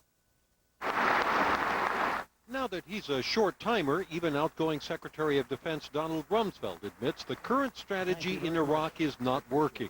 It has not been going well enough or fast enough. In an exchange with students at Kansas State University, Rumsfeld urged perseverance and resolve as adjustments to the strategy are made by the man nominated to replace him, former CIA Director Robert Gates, who is one of 10 members of the bipartisan Iraq study group charged with finding a way out of Iraq. The options include stay the course, which is already seen as failing, strategic redeployment, pulling the troops back perhaps as far as Kuwait, as advocated by Representative John Murtha and other Democrats, more U.S. troops, which U.S. commanders say won't help in the long term, and partition along sectarian lines, something the White House has labeled a non-starter. So the most likely options appear to be a phased withdrawal under a carefully planned timeline to force the Iraqis to step up. I think basically unless we start a phased withdrawal, the Iraqis will never make the political compromises necessary to create an Iraq that's worth fighting and dying for. And engaging Iraq's neighbors, Iran and Syria, something Commission Group co-chairman James Baker says he's open to, but is vigorously opposed by hardliners. Will we be negotiating with enemies like the regime in Iran in the hopes that they'll somehow help us solve the problem they're creating in no small measure in Iraq? And I think that's going to be a mistake of potentially very strategic and long-standing dimensions. Senate confirmation hearings for Robert Gates are now set for the beginning of December, and it's expected that the Iraq study group will provide its recommendations by early in January. Wolf? Jamie, thank you for that. Jamie's at the Pentagon watching this important part of the story, a Defense Department without Donald Rumsfeld. We'll continue to stay on top of this story every step of the way. So how is the world reacting to Donald Rumsfeld's resignation and to the major power shift unfolding right now here in Washington? Let's bring in Zane Verjee. She's watching this part of the story. Zane? Wolf, the political earthquakes in the U.S. have triggered seismic celebrations around the world in Asia, the Middle East, and Europe. Their message, the election has taught the president a harsh lesson, the main reason, they say, for his defeat, Iraq. Many are hoping that Democratic control of Congress will force the president to be less confrontational and much more conciliatory in dealing with global crises. A joint statement from more than 200 socialist members of the European Parliament says the election outcome is the beginning of the end of a 6-year nightmare for the world. Venezuela's Hugo Chavez couldn't resist a dig either, saying the election was a reprisal vote. Now, in Syria, the information minister called the result a real slap in the face for the Bush administration. Syria says it hopes for some shift in foreign policy. I expect if the Democrats reverse the strategy and started to think in a wise and just way and in respect of human lives, away from the example of Abu Ghraib and the Guantanamo and the Patriot Act, I expect that all parties would be the beneficiaries, and perhaps they would be able to reach a very good solution in Iraq, good for the United States, good for Iraq, and good for the region as well. One group of Iraqi insurgents gloated over the results of the election, calling the Democratic victory a victory for the Iraqi resistance. Now look at some British newspaper headlines as well. From the Daily Telegraph, Rumsfeld is casualty of war. From The Guardian, Rumsfeld pays price as U.S. sends message to Bush. And from the Evening Standard in London, Bush's bitter winter. The possibility of any change, though, in Iraq policy by the U.S. may be troubling, analysts are saying, to allies like Britain, Japan, and Australia, who have backed the U.S.-led war in Iraq. But, Wolf, even with the Democratic victory and the replacement of Rumsfeld, it's really unclear, though, if there'll be a major shift in Iraq policy. Wolf? Zane, good piece. Thanks very much. Zane Verjee reporting for us. Up ahead, Jack Cafferty's question of the hour is on U.S. policy in Iraq. Will a new defense secretary make a difference? Jack, we'll be back with your email. And remembering Ed Bradley, we're going to go to New York for that. Stay with us. You're in the Situation Room. Someone else did. For those with a passion to break through. For those who think beyond. For those who aim higher. For those who demand a secure environment. For those who don't just look left and right, but see things from a whole new perspective. We're there for you.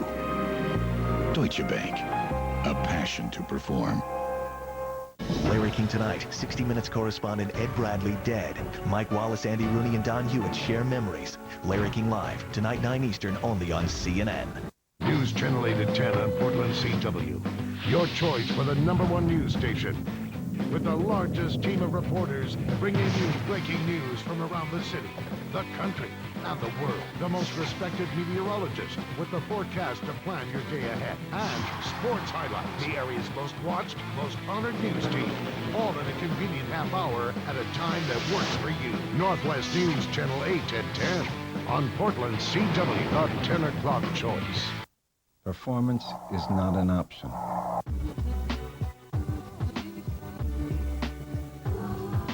Luxury is not an option.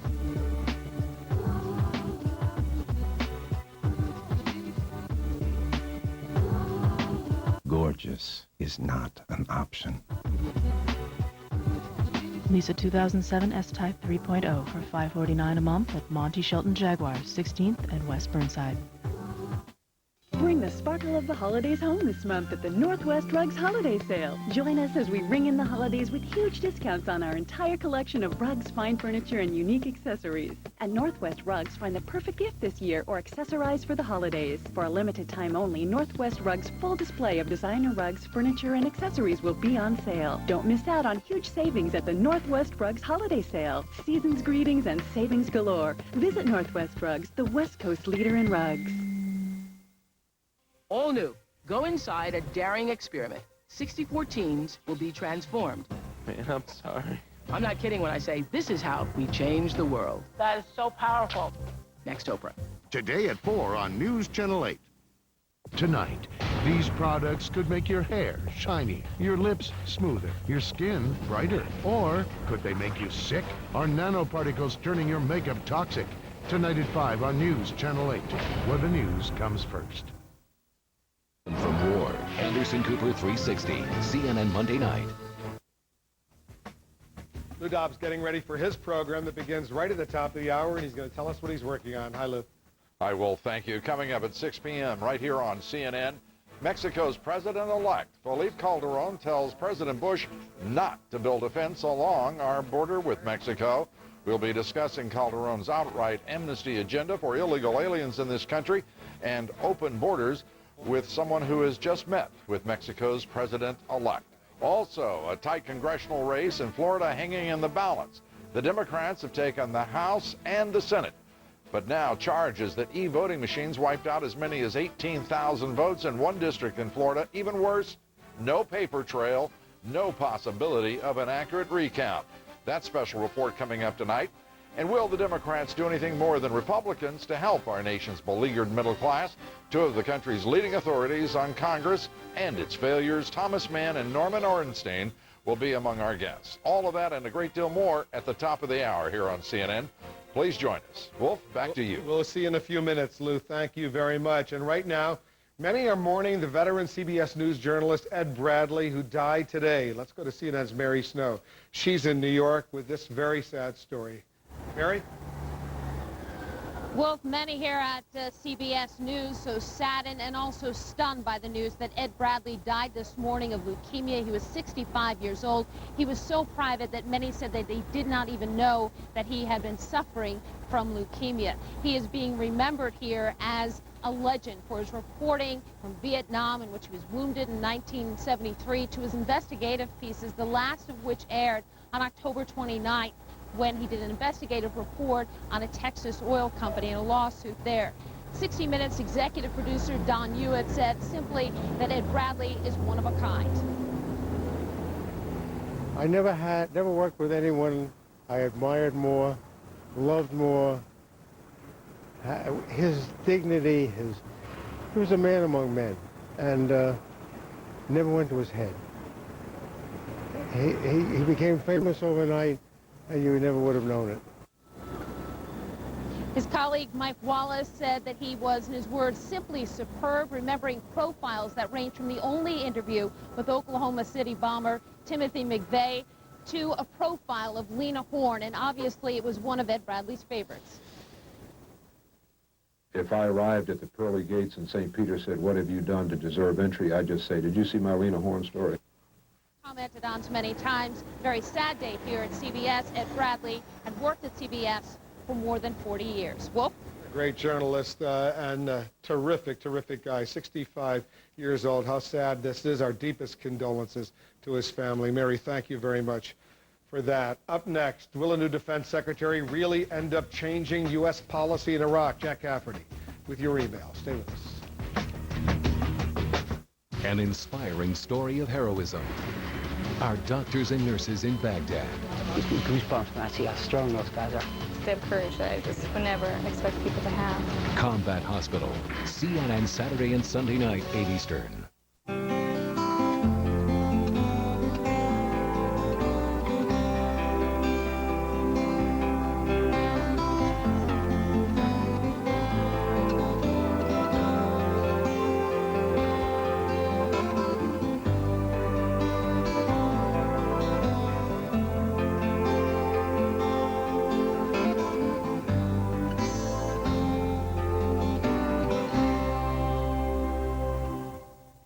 Are you struggling every month to pay your mortgage, your credit cards, car loans, and other bills?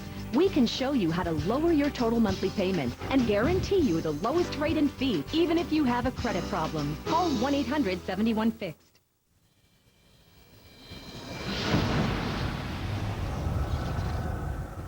From Mayan times, through today, and into the 26th century, mankind's search for eternal life has found an answer. Tree of life. Whoever drinks of its sap will live forever. Daring and moving, says Premiere Magazine. A must-see. Hugh Jackman, Rachel Weisz in a Darren Aronofsky film, The Fountain. Rated PG-13. Starts November 22nd. Are your IRA investments in harmony with your future? Get them back in balance. At E-Trade, you can find premium investment service and advice and free independent research. Roll over your IRA and be well balanced. Click, call, or visit today. Way back then, we had the horse and carriage. There was no television then. People listen to the radio. Get the clothes out, wash them on the washboard. The 45 would drop, and it would play. If you held the rabbit ears in exactly the right position. I used to have to parallel park myself.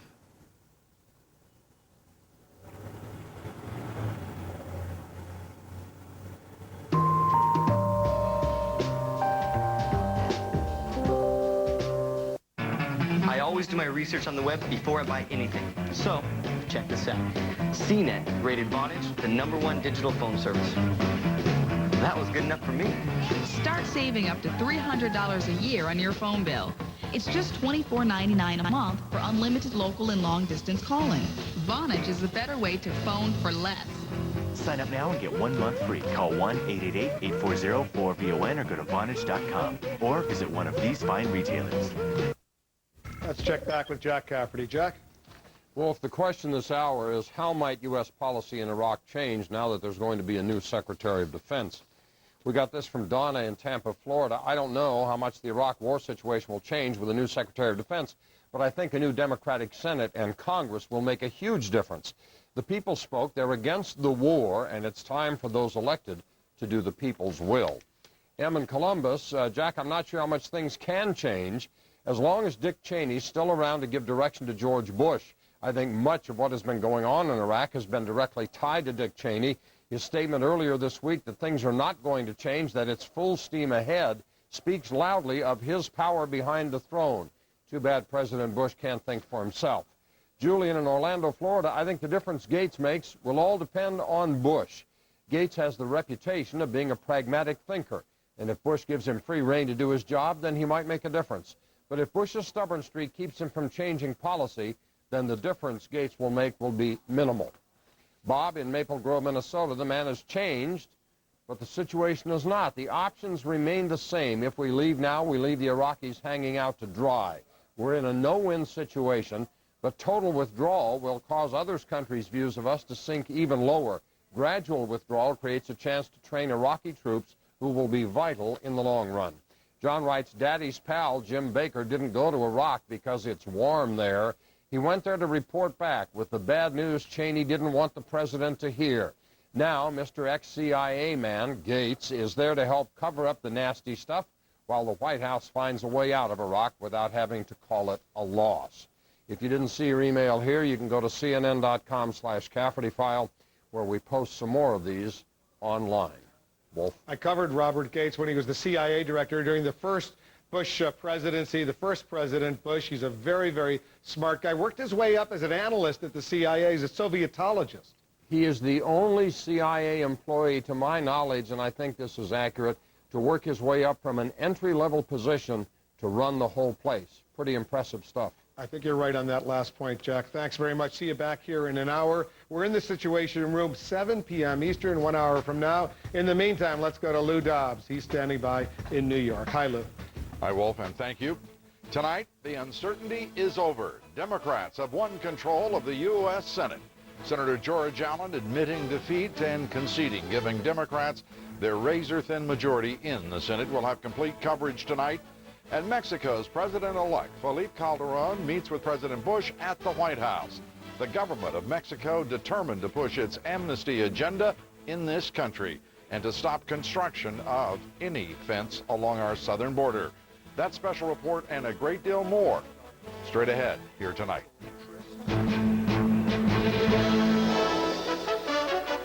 This is Lou Dobbs Tonight. News, debate, and opinion for Thursday, November 9th.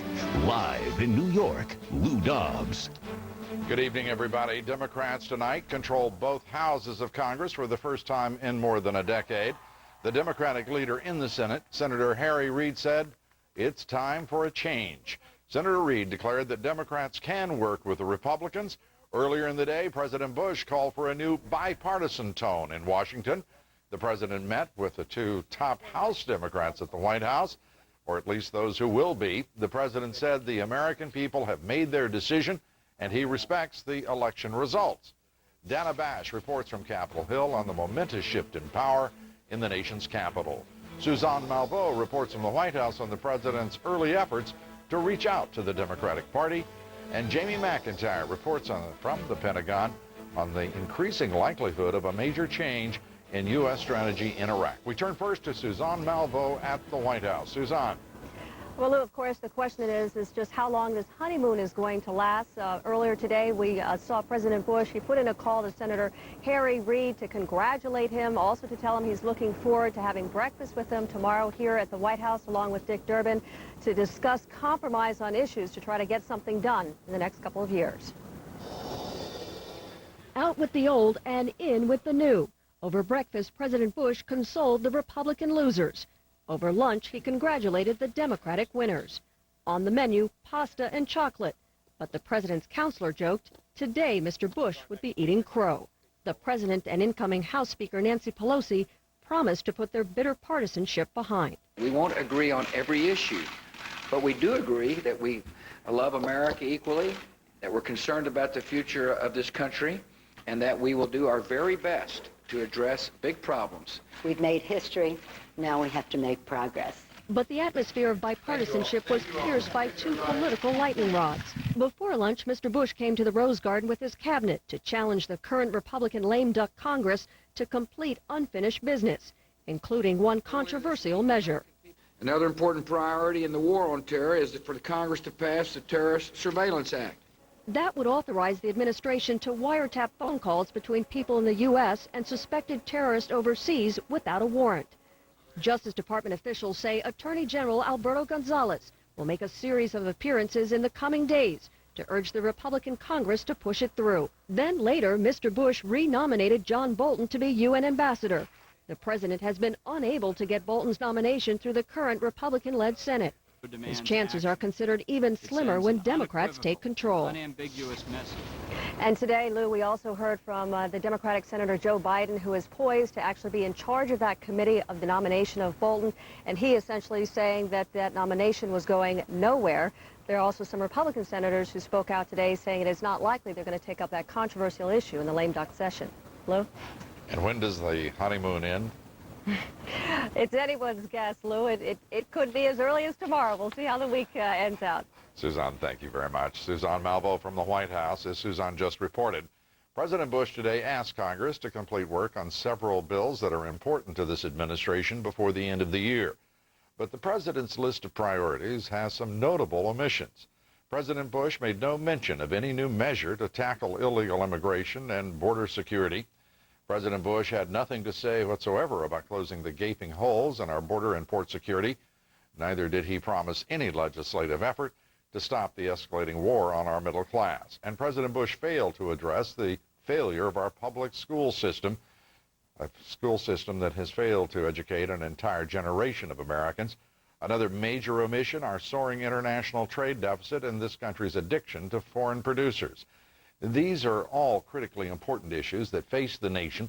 They all require urgent action from both the White House and the Congress, either this year or next. The Democrats tonight are promising quick action when they take control to address those issues. They now control the Senate as well as the House after winning a tight Senate race in Virginia. Senator George Allen today conceded defeat after a bitter struggle with his Democratic challenger, James Webb.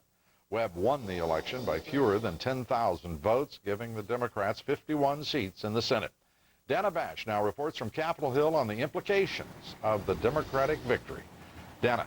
Well, Lou, the seismic shift in power does mean the Democrats control both houses of Congress for the first time in 12 years. And that means that after it became official, Democrats wanted to celebrate. In fact, minutes after it became official, they walked out to a park just across the street from the Capitol and addressed a rowdy crowd, claimed victory.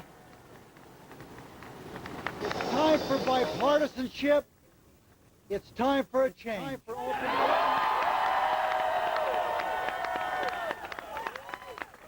It's time for bipartisanship.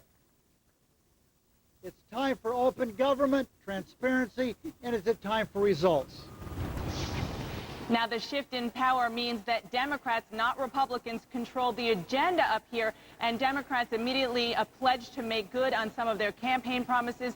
Senator Harry Reid, the soon-to-be Senate Majority Leader, said that Democrats promised to do something about health care, make it more affordable, do something to create energy independence, in his words, education, deal with that, and the staggering deficits here in Washington. Now, those are all the things our Democrats say they want to do, but the reality is that Democrats are taking control of the Senate by a razor-thin margin, by just one vote, and, of course, 60 votes is generally what is needed to get anything past the Senate. So Republicans really do still have the ability to block pretty much anything that they want to, and, of course, President Bush, the Republican president, still wields a veto pen. So this new era of Democratic control, despite the fact that Democrats and Republicans are talking about bipartisanship, it does not necessarily mean the end of gridlock, Lou.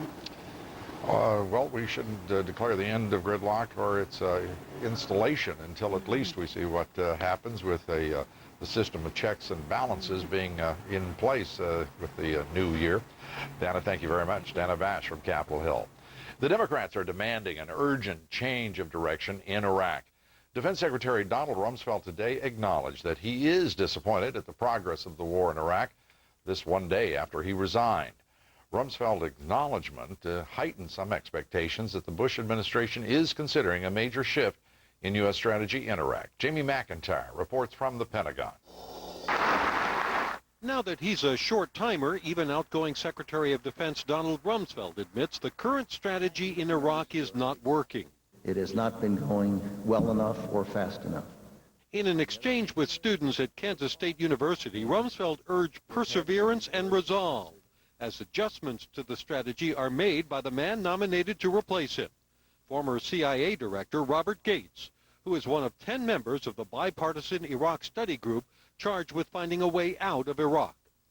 The options include stay the course, which is already seen as failing, strategic redeployment, pulling the troops back perhaps as far as Kuwait, as advocated by Representative John Murtha and other Democrats, more U.S. troops, which U.S. commanders say won't help in the long term, and partition along sectarian lines, something the White House has labeled a non-starter.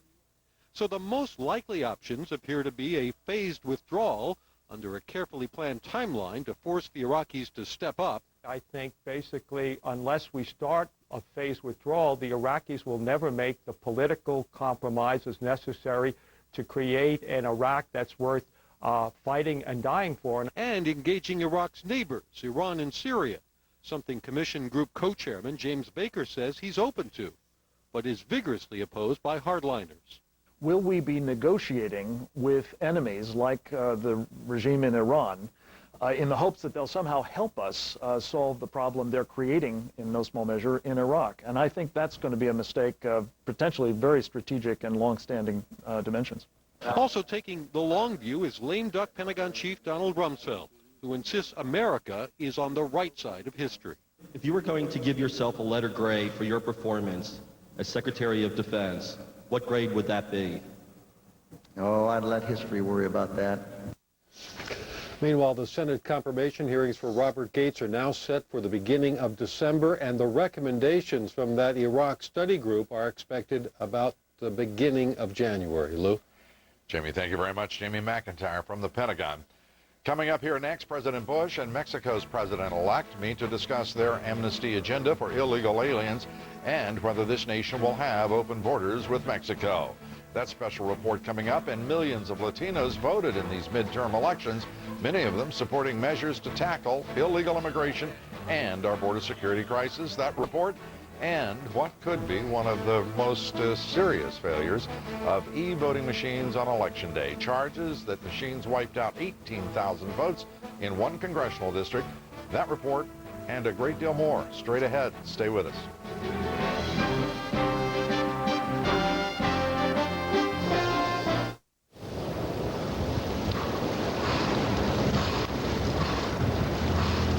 Lance Armstrong is not a cyclist. He is a leader. He uses all that he has accomplished to lead an army of cancer survivors and to give hope to everyone fighting the disease everywhere. What do you hope to accomplish? Your goals are our goals. American Century Investments. Invest in what matters. Rick Wilcoxon is a real Geico customer, not an actor. So to help tell a story, we hired an actor. Originally, I switched to Geico to save money, but then I was in an accident. Yeah, that's right. I was in an accident. I got on the phone and called Geico. Yeah. Hello. Hey, how's it going? After a few days, I had my repair check. It was fantastic. Yeah, I got the check. Got my car fixed. It's my birthday. Fixed my bumper. New taillights. Geico. Real service, real savings. It's my birthday. Hi, I'm John Scher, CEO and founder of Video Professor. I'm the guy that gives away the free computer learning lessons. Well, today I'm here to tell you about a great new lesson that many of you have been asking for. And here it is, how to buy and sell on eBay. And I'll give it to you free. Now, I'm not going to tell you that I'll make you the next millionaire selling an attic full of baseball cards, but I can guarantee you that I'll teach you everything you need to know about eBay. And again, I'll send you this lesson free. Now, I can do this because I know that once you try my lesson on eBay, you'll be so satisfied that the next time you need to learn anything about computers, you'll come back to Video Professor for all your computer learning needs.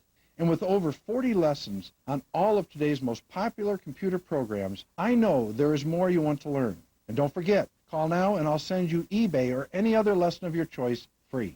And I guarantee your satisfaction. Or I'll send you $10.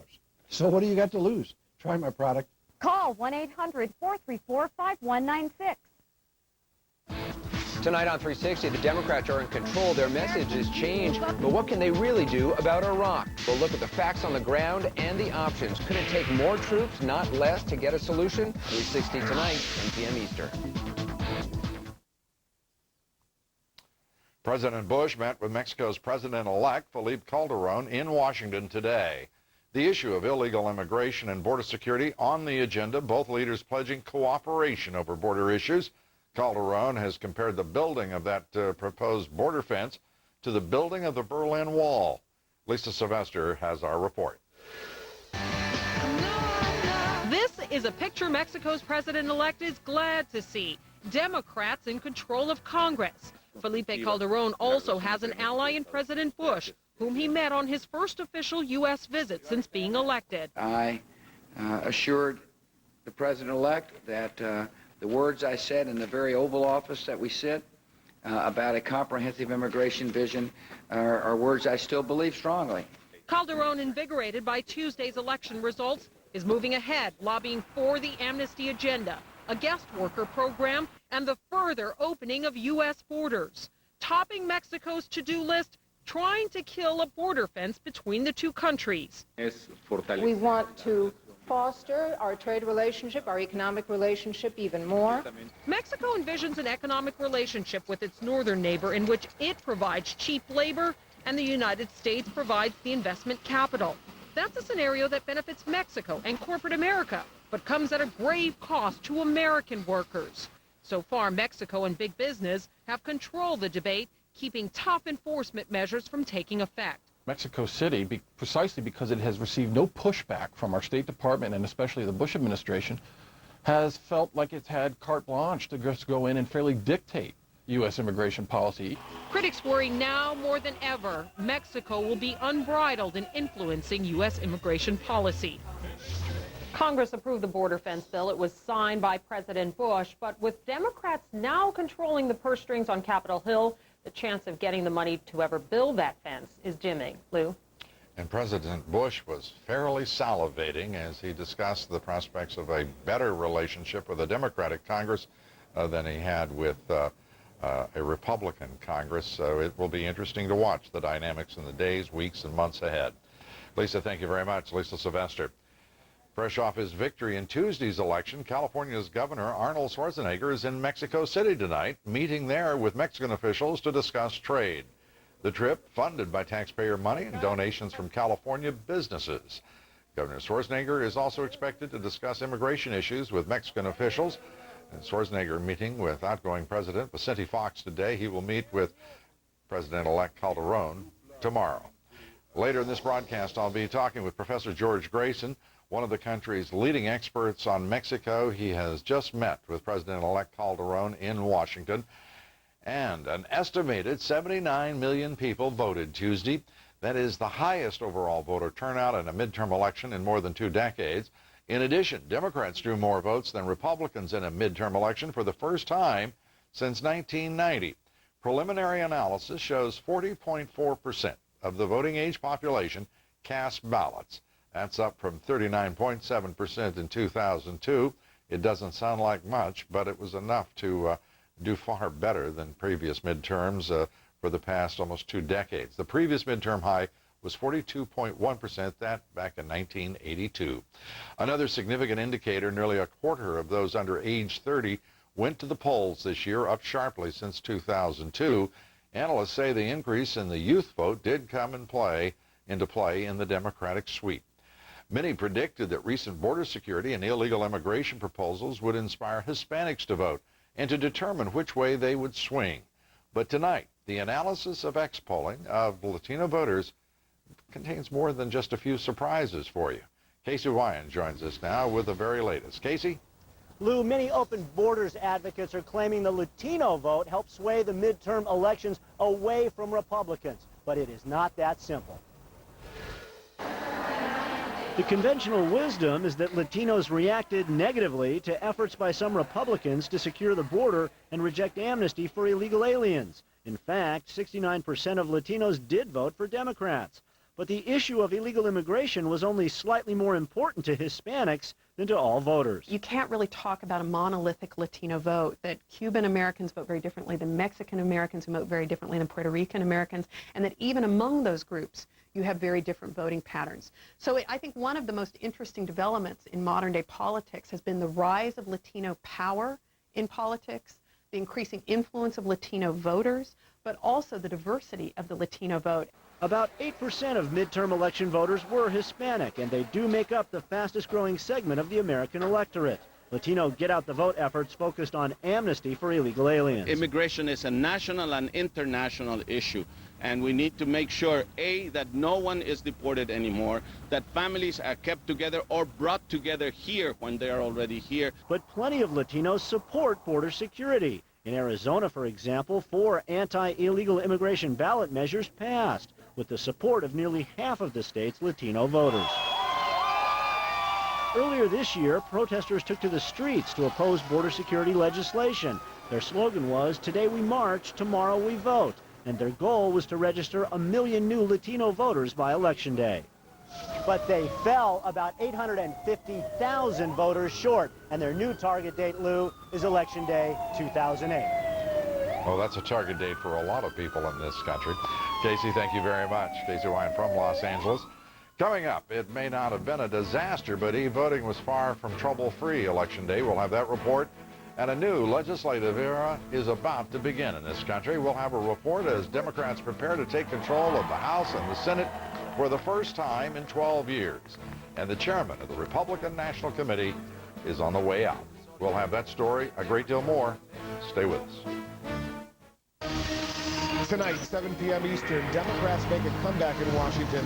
Will that help or hurt Hillary Clinton and her plans for 2008? Tonight in the Situation Room.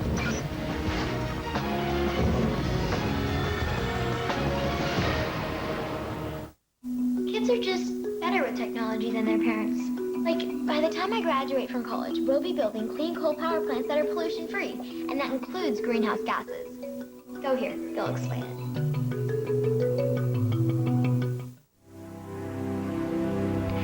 I saw several girls raped. Raped right in front of my eyes. Then they burned them to death. They killed my sons. Then my husband. And my brother. The government just wants us to disappear. The rest of the world isn't doing anything. Isn't doing anything. Anything.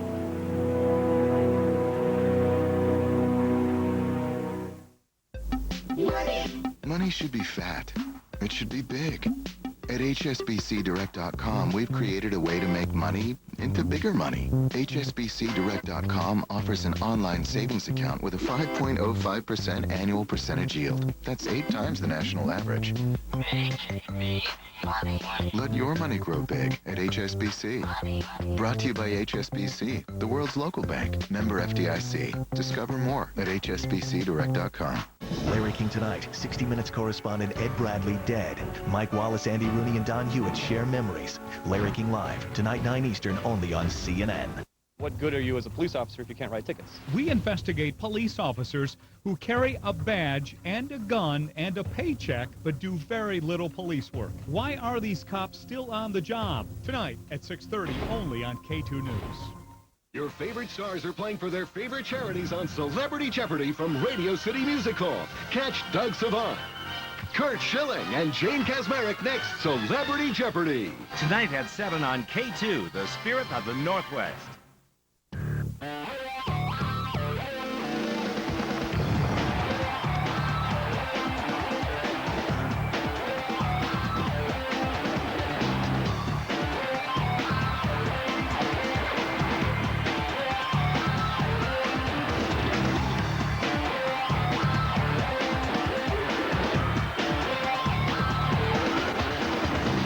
The Beavers take on UCLA live Saturday the 11th at 3:15 on CNW 14.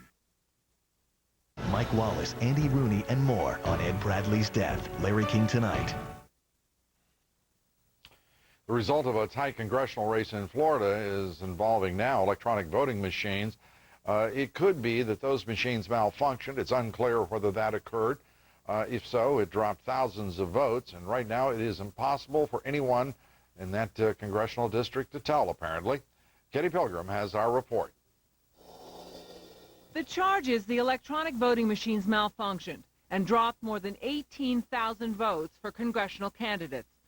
Republican Vern Buchanan issued a statement claiming victory by a razor-thin margin, 368 votes. The votes have been counted, the people have spoken, and I am honored to be your next congressman. Buchanan claims the machines didn't drop votes. Some people decided not to vote for congressional candidates, even though they voted for other issues on the ballot. I can't explain it other than it appears that a number of the voters, for whatever reason, decided to skip over this race. But there's no reason, to my knowledge, to believe that there's any malfunction of the machines or any fraud or abuse. But Democratic opponent Christine Jennings says her office got calls on Election Day from voters complaining that the machines were not registering votes for her. She wants a recount. The problem is these touchscreen machines don't have a paper trail. The candidates need to know that the elections are fair. All the voters need to know that their voters are counted as cast. It's a perfect example of why we need voter-verified paper ballots and mandatory random audits of elections. Jennings' lawyer is asking the voting machine company for help.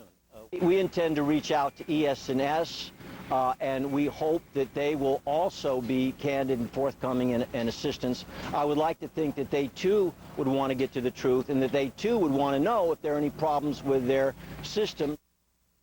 Now, for the time being, this race is still undecided. ES&S today said this entire process is the responsibility of the county, and they are only there to assist. Now, the county programmed the machines, they say, and the county, they say, has the responsibility to determine what happened. Lou? Well, I mean, this is a lot of votes. It's 13% of the total. It is a lot. Do they have any sort of historical analog with which to judge if this is an aberration? An interesting comparison. On the absentee ballots, the undervote is 2.6%. On the touchscreens, the undervote is 13%. So it doesn't even match up in this election. And no one has compared this to previous elections? And it's about 10 times higher than is normal. Well, there would be, as they say, a clue for the good election officials in Florida. Thank you very much, Kitty Pilgrim. Well, time now for some of your thoughts. Kathy in North Carolina said the American people have sent a message to the president and all branches of government. You work for us. Mitch in Florida, hey, Mr. President, can you hear us now? And Greg in California. Now this new Congress has to prove that it's not like the last do-nothing Congress. Only time will tell. Let's just hope that we really are moving forward and placing our country back in the hands of its rightful owners, the people. Reggie in Texas, I think the election was a triumph for the American people, not one party. They should hold the Democrats accountable for their actions in the coming years as Republicans and punish them in a similar fashion if they miss the mark. Government should be run by we the people, not lobbyists and big money. Send us your thoughts at LouDobbs.com. We'll share more of your thoughts later here in the broadcast. Each of you whose email is read here receives a copy of my new book, War on the Middle Class. And now for more thoughts on this shift of power on Capitol Hill and the effect on America's middle class. Please go to our website, LouDobbs.com, and you can scream hallelujah when you read it if you wish, or something else if you don't. When we continue, Democrats have taken control of Congress. They promised to make college and health care more affordable for middle-class Americans. How about that? But will they deliver? We'll have the special report. And I'll talk with two of the nation's most distinguished experts on Congress. They say it has failed us. They have a bold new plan to help turn Congress around. Democrats, get ready to listen up. And one day after the resignation of Defense Secretary Donald Rumsfeld, word of a new shakeup in the Republican political ranks. John King will have that story for us on the future of the GOP. Stay with us. How do you keep your retirement plan on track? Meet Mark Millar, investor.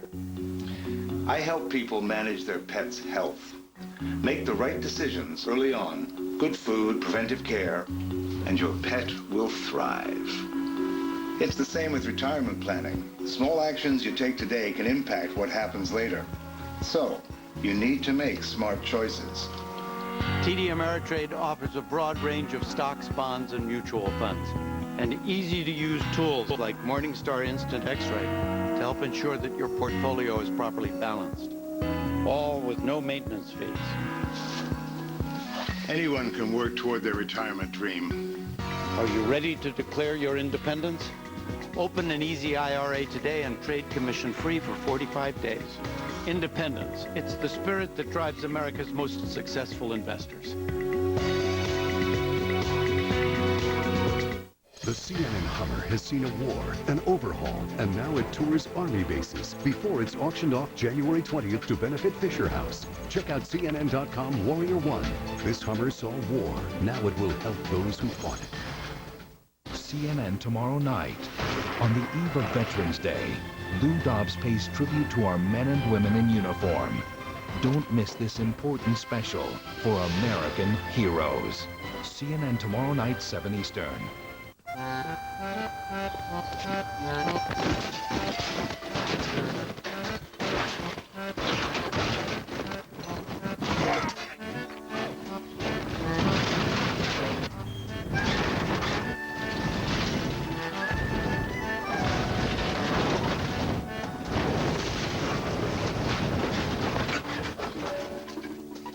When your insurance is in sync, you can roll with anything, travelers. For the first time in 12 years, Democrats control both the House and the Senate. President Bush has called for both sides to work together, but the Democrats could be looking at the power of committee chairmanships to set policy, and a key Republican is leaving his job. Bill Schneider reports on the possibilities of something called bipartisanship. Do you remember that? Between the new Congress and President Bush. Andrea Koppel reports tonight on the new Senate committee chairman and the power that they will wield. John King tonight reporting on the political fate of Republican National Committee Chairman Ken Mehlman. We begin tonight with Bill Schneider in Washington. Bill? Lou, there are two ways of looking at what the voters here have created. You could say they voted for divided government or for government of national unity. President Bush seems to want a government of national unity to succeed. It's in the national interest of the United States that a unity government based upon a constitution that is advanced and modern succeed. Except that he was not talking about the United States. He was talking about Iraq, where warring sects have to figure out how to work together. Same as here. Democrats are ready to lead, prepared to govern, and absolutely willing to work in a bipartisan way. Can it happen? There's reason for hope. The Democratic majorities in the House and Senate include a lot of newly elected moderates, like Heath Shuler of North Carolina, a former Washington Redskins quarterback who was courted by the Republicans, and Brad Ellsworth, an Indiana County sheriff who signed a pledge not to raise taxes. In the Senate, there's Bob Casey of Pennsylvania, John Tester of Montana, and Jim Webb of Virginia, who used to be a Republican and was President Reagan's Navy Secretary. And Joe Lieberman will still be around. How accommodating will Republicans be? Moderate Republicans have diminished in number. Representatives Jim Leach of Iowa and Nancy Johnson of Connecticut were defeated. So were two moderate Republican senators, Lincoln Chafee of Rhode Island and Mike DeWine of Ohio. Will Republicans move further to the right? Not if they got the message of the election. Republicans lost because they abandoned the center. Independents voted Democratic by the biggest margin ever recorded. The election also provides an alternative model of a Republican who moved to the center and thrived. We fight over our causes, but in the end, we find common ground. This is the California way. The voters have endorsed it. I embrace it. If unity government is going to work in Iraq, the various parties will have to disarm their militias. Now, some steps toward ending the political arms race might be a good idea in this country, too. Lou? You know, the question does arise, though, Bill, and I don't mean this entirely facetiously. We've just gotten through with a unity government in this country. Do we really want it with a different label on it? Well, the idea is a unity government between the two parties would be quite different from a unified government completely controlled by one party. At least that's what the voters seem to want. All right. Bill Schneider, thank you very much. With the change in majority comes a change in committee leadership. The powerful posts of Congress will soon be in Democratic hands, and its power the Democrats are anxious to wield. Andrea Koppel reports. Democrats in the White House have been at odds for years. I don't think the president has come to grips with reality. I believe that record is dismal. Said the president has acted as a divider, not a uniter. But come January, Democrats will be able to do more than just criticize. With a majority in the Senate, they'll chair all committees and control the agenda. That puts the gavel back into the hands of senior Democrats like Joe Biden, who'll be at the helm of Senate Foreign Relations. That doesn't bode well for John Bolton, the U.S. ambassador to the United Nations, whose nomination was opposed by Biden and Senate Democrats last year. Your boss, the president, and the vice president, I don't think they, in this, quote, year of diplomacy, really think diplomacy is all that consequential. Today, the White House resubmitted Bolton's nomination to the Senate. Biden's response? John Bolton's going nowhere.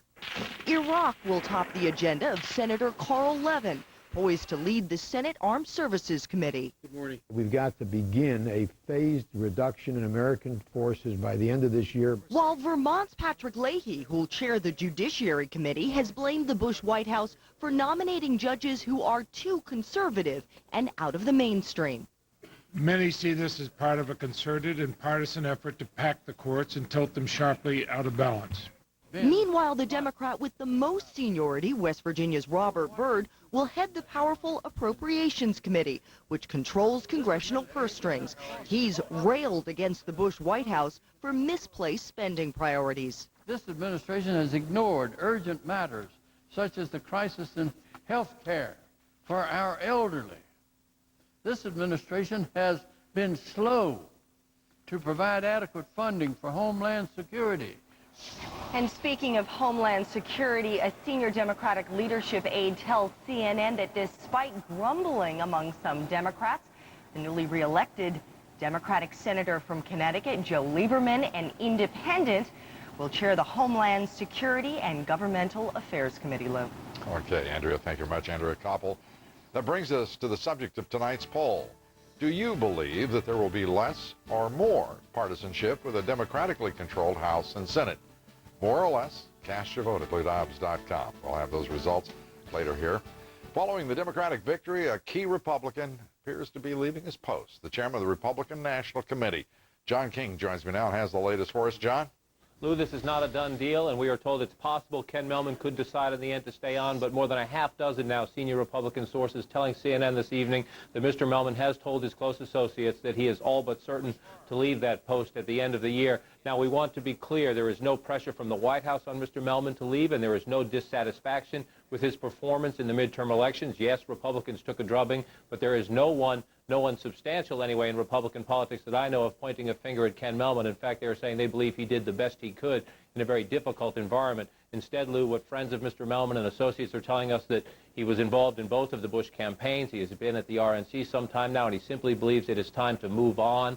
And we know that because he is close to making this decision, close to making it official anyway, we are told that the White House is already actively looking for someone or perhaps a combination of people to take the top jobs at the Republican National Committee. And again, this is not because of any dissatisfaction, and it is part of something I think we will see more and more of. I know we will see more and more of in the next coming weeks and months. As Mr. Bush enters the 7th and the 8th years of his presidency, you will see a number of changes. We are told to look for perhaps 2 or 3 changes in the cabinet early next year, and other top officials as well, Lou, simply deciding it's time to move on. Time to move on. There was an interesting moment in the president's news conference after the election when he asked about the reading contest with Karl Rove. Seemed to be expressing more than just a sense of humor when he said he was working harder than Karl Rove and therefore had less time to read. He later recanted and said Karl Rove is a much faster reader, but he seemed a little piqued, if you will, at that point on Karl Rove. Any truth to it? Oh, I think it was a joke from the president. By all accounts, inside the White House, it was a joke from the president. And look, they're disappointed they lost, Lou. And the president said he took some of the blame. And I'm sure Karl Rove would say he takes some of the blame. Ken Mehlman would say he takes some of the blame. They had a very tough year, and they lost. There are some people, I will tell you, who say that perhaps Karl Rove would leave before the end of this administration. Others say no, he'll be there to the final second on the final day. If he wants to be involved in 2008, he would obviously have to step out at some point. Let's move over to the Democratic side here quickly, John. Do you think Democrats are likely to try to move toward the center after this election when they take power in January? Well, it certainly depends on your definition of the center. But one thing is crystal clear. There are a number of conservative Democrats in both freshman class. You have anti-abortion, pro-gun, people who oppose same-sex marriage, people who have signed pledges not to raise taxes coming into the Democratic caucuses in both the House and the Senate. And now some say this will be a leadership challenge, especially for the lady you're looking at right there, the incoming House Speaker, Nancy Pelosi, who is individually clearly among the more liberal members of Congress, but is also, Lou, a potential, most Democrats believe, to make this an opportunity. It is the Republicans, they say, in the last Congress that brought up issues like flag burning and same-sex marriage and abortion. They say the Democrats have no interest in bringing those issues up for national debate anyway. They want to focus on bread and butter economic issues, and if they start to move in that direction, there will be more conservatives around to raise their hand and say, you can't do that. I can't go home and run for re-election on that. I'm certainly not among those who can divine precisely what the American people want based on a midterm election, but I certainly hope that at least in part that that vote was an expression that everybody's just about had a belly full of wedge issues as a deflection and a distraction from the profound issues that confront the country. We can hope, can't we, John? We sure can, Lou. Thank you, John King from Washington. Up next, new leadership in Congress may be no panacea for struggling working people in this country. I'll be talking with two congressional experts and the authors of an important new book, whether they anticipate re-election on behalf of this nation's middle-class working people. And President Bush and the President-elect of Mexico say they can do just about anything when it comes to illegal immigration and border security. We'll find out what's going on. I'll be talking with someone who's just met with Mexican President-elect Felipe Calderon. You're next. Stay with us. It's half off at Joseph A. Bank. Hundreds of finely tailored suits, suit separates, and luxurious tuxedos half off. Handcrafted sport coats and dress pants half off. Plus, all Traveler dress shirts and sport shirts are on sale, with Traveler knit shirts half off. How about a huge selection of top coats and leather jackets? You guessed it, half off. Only at Joseph A. Bank. To engineer a new rewards card for a business like yours, Open from American Express rewrote the rules. We started with business-sized spending power. Enough to buy inventory, supplies, and equipment. Spending power that can grow with your business. Because businesses spend more, you deserve more. So we put no limits or expiration dates on the points you earn. And we reward you faster with accelerated bonuses that can speed you to as many as 100,000 points in just 1 year. Good for 4 domestic airline tickets or other great rewards for you, your employees, and your business. The Business Gold Rewards Card from American Express. Expanding rewards to business dimensions. That's Open, how American Express serves small business. Call 800-NOW-OPEN to apply. We'll start you on your way to 100,000 points and waive the fee for 1 year. Head on, apply directly to... Head on, apply directly to the forehead. Head on, apply... Head on, I hate your commercial, but I love your product. Head on is available without a prescription. New, from the makers of Head On. Introducing Activon. Back pain? Activon. Apply directly where it hurts. Activon Backache. In stores now. New, from the makers of Head On. Introducing Activon. Arthritis pain? Activon. Apply directly where it hurts. Activon Arthritis. In stores now. The Democrats have a historic opportunity to listen to the voters and to change the way in which Washington works. Will they? For that, we're turning tonight to two men who are absolutely experts on the inner workings of government and Congress. Thomas Mann and Norman Ornstein. They're the co-authors of the book Broken Branch, How Congress is Failing America and How to Get It Back on Track. Gentlemen, good to have you here. Tom, let me turn to you first. There's no one, I think, in the country who would argue that it's broken. Well, perhaps a couple of people. But do the Democrats have an opportunity here to fix Congress, the way it works, and to really achieve something? They have an extraordinary opportunity. The public has spoken out loud and clear. They're mad as hell. Part of it is associated with the culture of corruption, the acquiescence to the executive, the presidency, the failure to do their job. And so now, if they're smart, they will seize the opportunity, pass a really tough ethics and lobbying bill, and restore that institution to what the framers had in mind, to actually deliberate, to talk, to debate, to legislate. To achieve. To achieve. Norm, the idea that we can push back, and as the two of you have written in your book,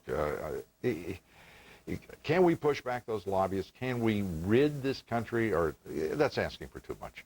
Can we diminish substantially the influence of corporate America through its lobbyists in Washington, D.C., so that the House of Representatives can once again become the people's house, that once again the United States Senate become a deliberative body with the common good and the national interest as its focus? You're asking a lot, Lou. I am. And so are the, I truly believe, so are the American people. Yes, absolutely. And, you know, that's a good part of the critique we have in the book. Right. The fact is you can't eliminate them. We shouldn't eliminate them. The right to petition for redress of grievances is in the Constitution. But you can build some boundaries around the kind of inordinate influence that has been there. And you can start with earmark reform and with, as Tom said, tough lobbying reform and an ethics process with teeth. It's not just the lobbyists, it's members of Congress and other elected officials who've shaken down lobbyists for money in a system that hasn't worked very well either. There is an opportunity here to do something. Some Democrats would prefer to just turn this around and become the beneficiaries, but an awful lot, including the leaders, I think, are determined to make some changes, and we're going to be on their backs. Well, we're going to all be watching very carefully, and you know, hope springs eternal. I hope we'll see a departure from history. But whether it's the Democrats controlling Congress or for the past 12 years, Republicans, these have not been men and women who've distinguished themselves in pushing back the largesse of government, the spoils of victory as they see it. Do you have any instinct as to what the Democrats, we know many of the likely chairmen of these committees, what their likely impulse will be?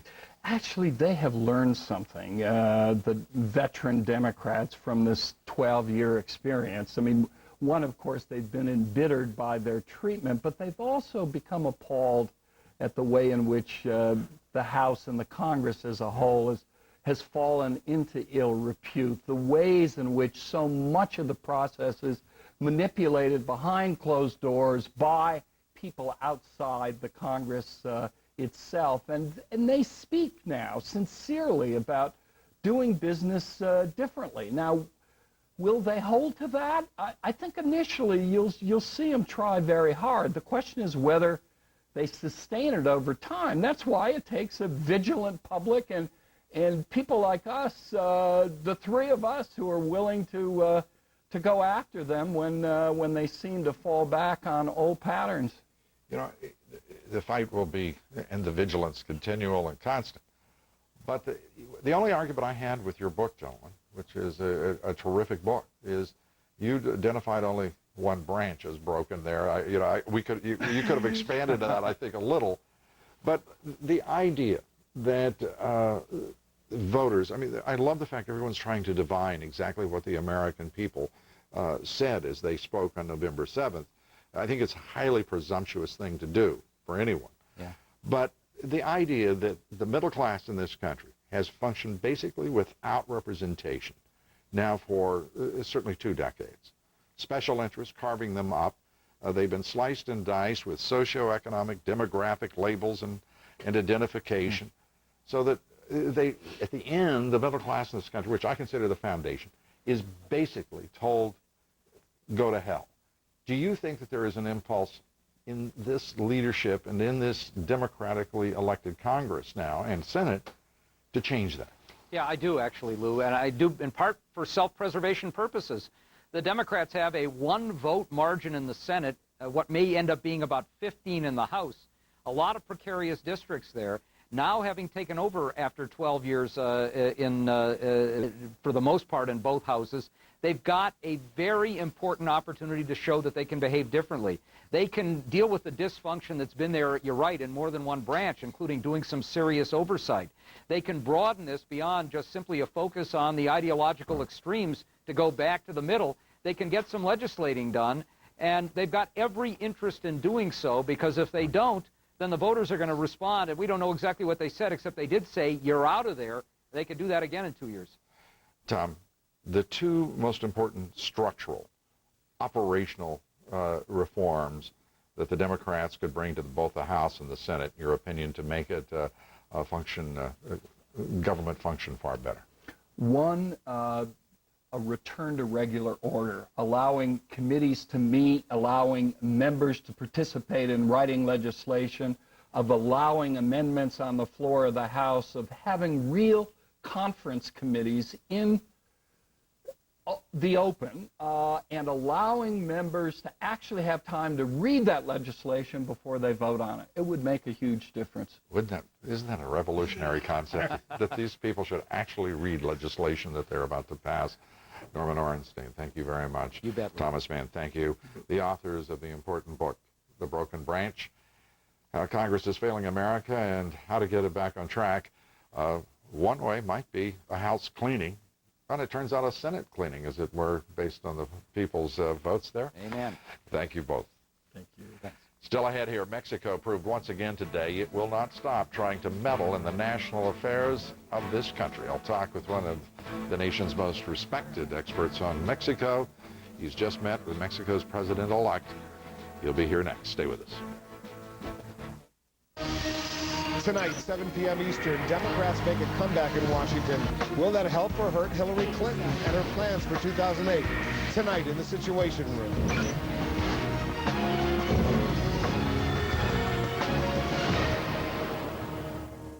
An inspiring story of heroism. Our doctors and nurses in Baghdad. Combat Hospital. CNN Saturday and Sunday night, 8 Eastern. All new. Go inside a daring experiment. 64 teens will be transformed. Man, I'm sorry. I'm not kidding when I say this is how we change the world. That is so powerful. Next, Oprah. Today at 4 on News Channel 8. Tonight, these products could make your hair shiny, your lips smoother, your skin brighter. Or could they make you sick? Are nanoparticles turning your makeup toxic? Tonight at 5 on News Channel 8, where the news comes first. Bring the sparkle of the holidays home this month at the Northwest Rugs Holiday Sale. Join us as we ring in the holidays with huge discounts on our entire collection of rugs, fine furniture, and unique accessories. At Northwest Rugs, find the perfect gift this year or accessorize for the holidays. For a limited time only, Northwest Rugs' full display of designer rugs, furniture, and accessories will be on sale. Don't miss out on huge savings at the Northwest Rugs Holiday Sale. Season's greetings and savings galore. Visit Northwest Rugs, the West Coast leader in rugs. Looking to drive home happy? Now, Town & Country has certified pre-owned vehicles that come with a Chrysler-backed 8-year, 80K-mile powertrain warranty and maximum care warranty, a 125-point inspection, plus 24-hour towing, roadside assistance, and car rental allowance. Only a 5-star dealer can offer this warranty, and we are your 5-star dealer. So at TNC, it's brand spanking used. See us at Town & Country Dodge in Wilsonville and Town & Country Chrysler Jeep in Milwaukee. Drive home happy. So do you have friends in New York? Yeah. What home phone service do you use? Comcast, definitely. I get unlimited calling in the U.S. and Canada. all my favorite calling features. Voicemail notifies me online. It works on the phones I already have. I got to keep my phone number. And we only pay $33 a month for the whole year. Oh, I can call Canada as much as I want. Can you say Comcastic in Canadian? It's Comcastic, eh? Home from war. Anderson Cooper 360. CNN Monday night. Coming up in a few minutes, the Situation Room with Wolf Blitzer. Wolf, what are you working on? Thanks, Lou. There's a political earthquake here in Washington, a seismic power shift. Democrats take control of the House and the Senate. The nail-biter in Virginia and Montana finally come to an end as well. Republicans in both states conceding defeat. Also, political indigestion. President Bush welcomes Nancy Pelosi for lunch at the White House. And while the cabinet lines up in the Rose Garden, the Secretary of Defense Donald Rumsfeld is off on a speaking trip in Kansas. This the day after he was forced out of office. We're covering all sides of this unfolding story. All that, Lou, coming up right here in the Situation Room. Thank you very much, Wolf. Looking forward to it. As we reported earlier, President Bush meeting with Mexico's president-elect today. My next guest, one of a small group of scholars who met with the president-elect, Felipe Calderon, yesterday. Joining us now is George Grayson, professor at College of William and Mary, and a renowned expert on Mexico. Professor, good to have you here. Is there a chance we're going to see something different in the person of Calderon than we have seen from Fox? Well, the expectations are quite low for Felipe Calderon, because he won by such a narrow margin. And 6 years ago when Fox won, the expectations were sky high. And it turned out that Fox couldn't organize a one-car funeral, while Calderon is much more focused. He's much smarter politically, and he's also had experience in Congress and knows how to build coalitions. Okay, with all of that said, the policy of Mexico toward this country, that is exporting its poor and trying to bring as much hard currency into that country as they possibly can, with billions of dollars in remittances and billions of dollars in drug money, and of course billions of dollars in trade. Lou, that's what I call the Mexican mantra. And I think the Mexican elite is really embarrassed by the fact that in a country that has such a cornucopia of wealth, they're not able to provide a decent living for half their population. And so, yes, you hear from Calderon the same refrain, is that Mexicans are crucial for the well-being of the U.S. economy, and that walls create confrontation, not cooperation. To make another judgment, there is a view in this country that Mexico is the poorest nation in Latin America rather than the wealthiest, a view that if only the government of Mexico could be assisted, half its people would no longer live in poverty. But there is absolutely, at least, and I would like you to straighten me out on this, I see no impulse whatsoever on those elites to do anything about the abject poverty which they permit to be imposed on 50 million Mexican citizens. I think the hope, Lou, is that Calderon lost to Andres Manuel Lopez Obrador, who is a messianic populist, and he's now running around Mexico making speeches against any possible appointment or program that Calderon might propose. And it's just possible, and this is a long shot, that Mexicans' nomenclatura may realize that if Calderon doesn't accomplish reforms to improve the lot of the have-nots, that they may have another Messiah, a second coming of Andres Lopez Obrador in 6 years. It's a long shot, but it's a possibility. George Grayson, thank you very much. Thank you. A reminder now to vote in our poll. Do you believe that there will be less or greater partisanship with a democratically controlled House and Senate, more or less? Cast your vote at LouDobbs.com. Those results coming up in just a few minutes now. 60 Minutes correspondent Ed Bradley died of leukemia in New York today. Bradley began his career at CBS News as a radio stringer in Paris in 1971. Bradley reported on the Vietnam War and later became the White House correspondent for CBS News. In 1981, Bradley joined the staff of 60 Minutes. Bradley was 65 years old.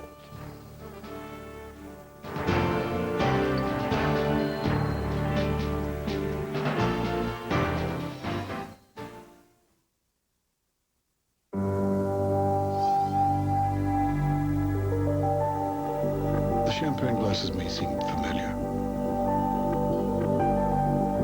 but you've never seen a car virtually park itself.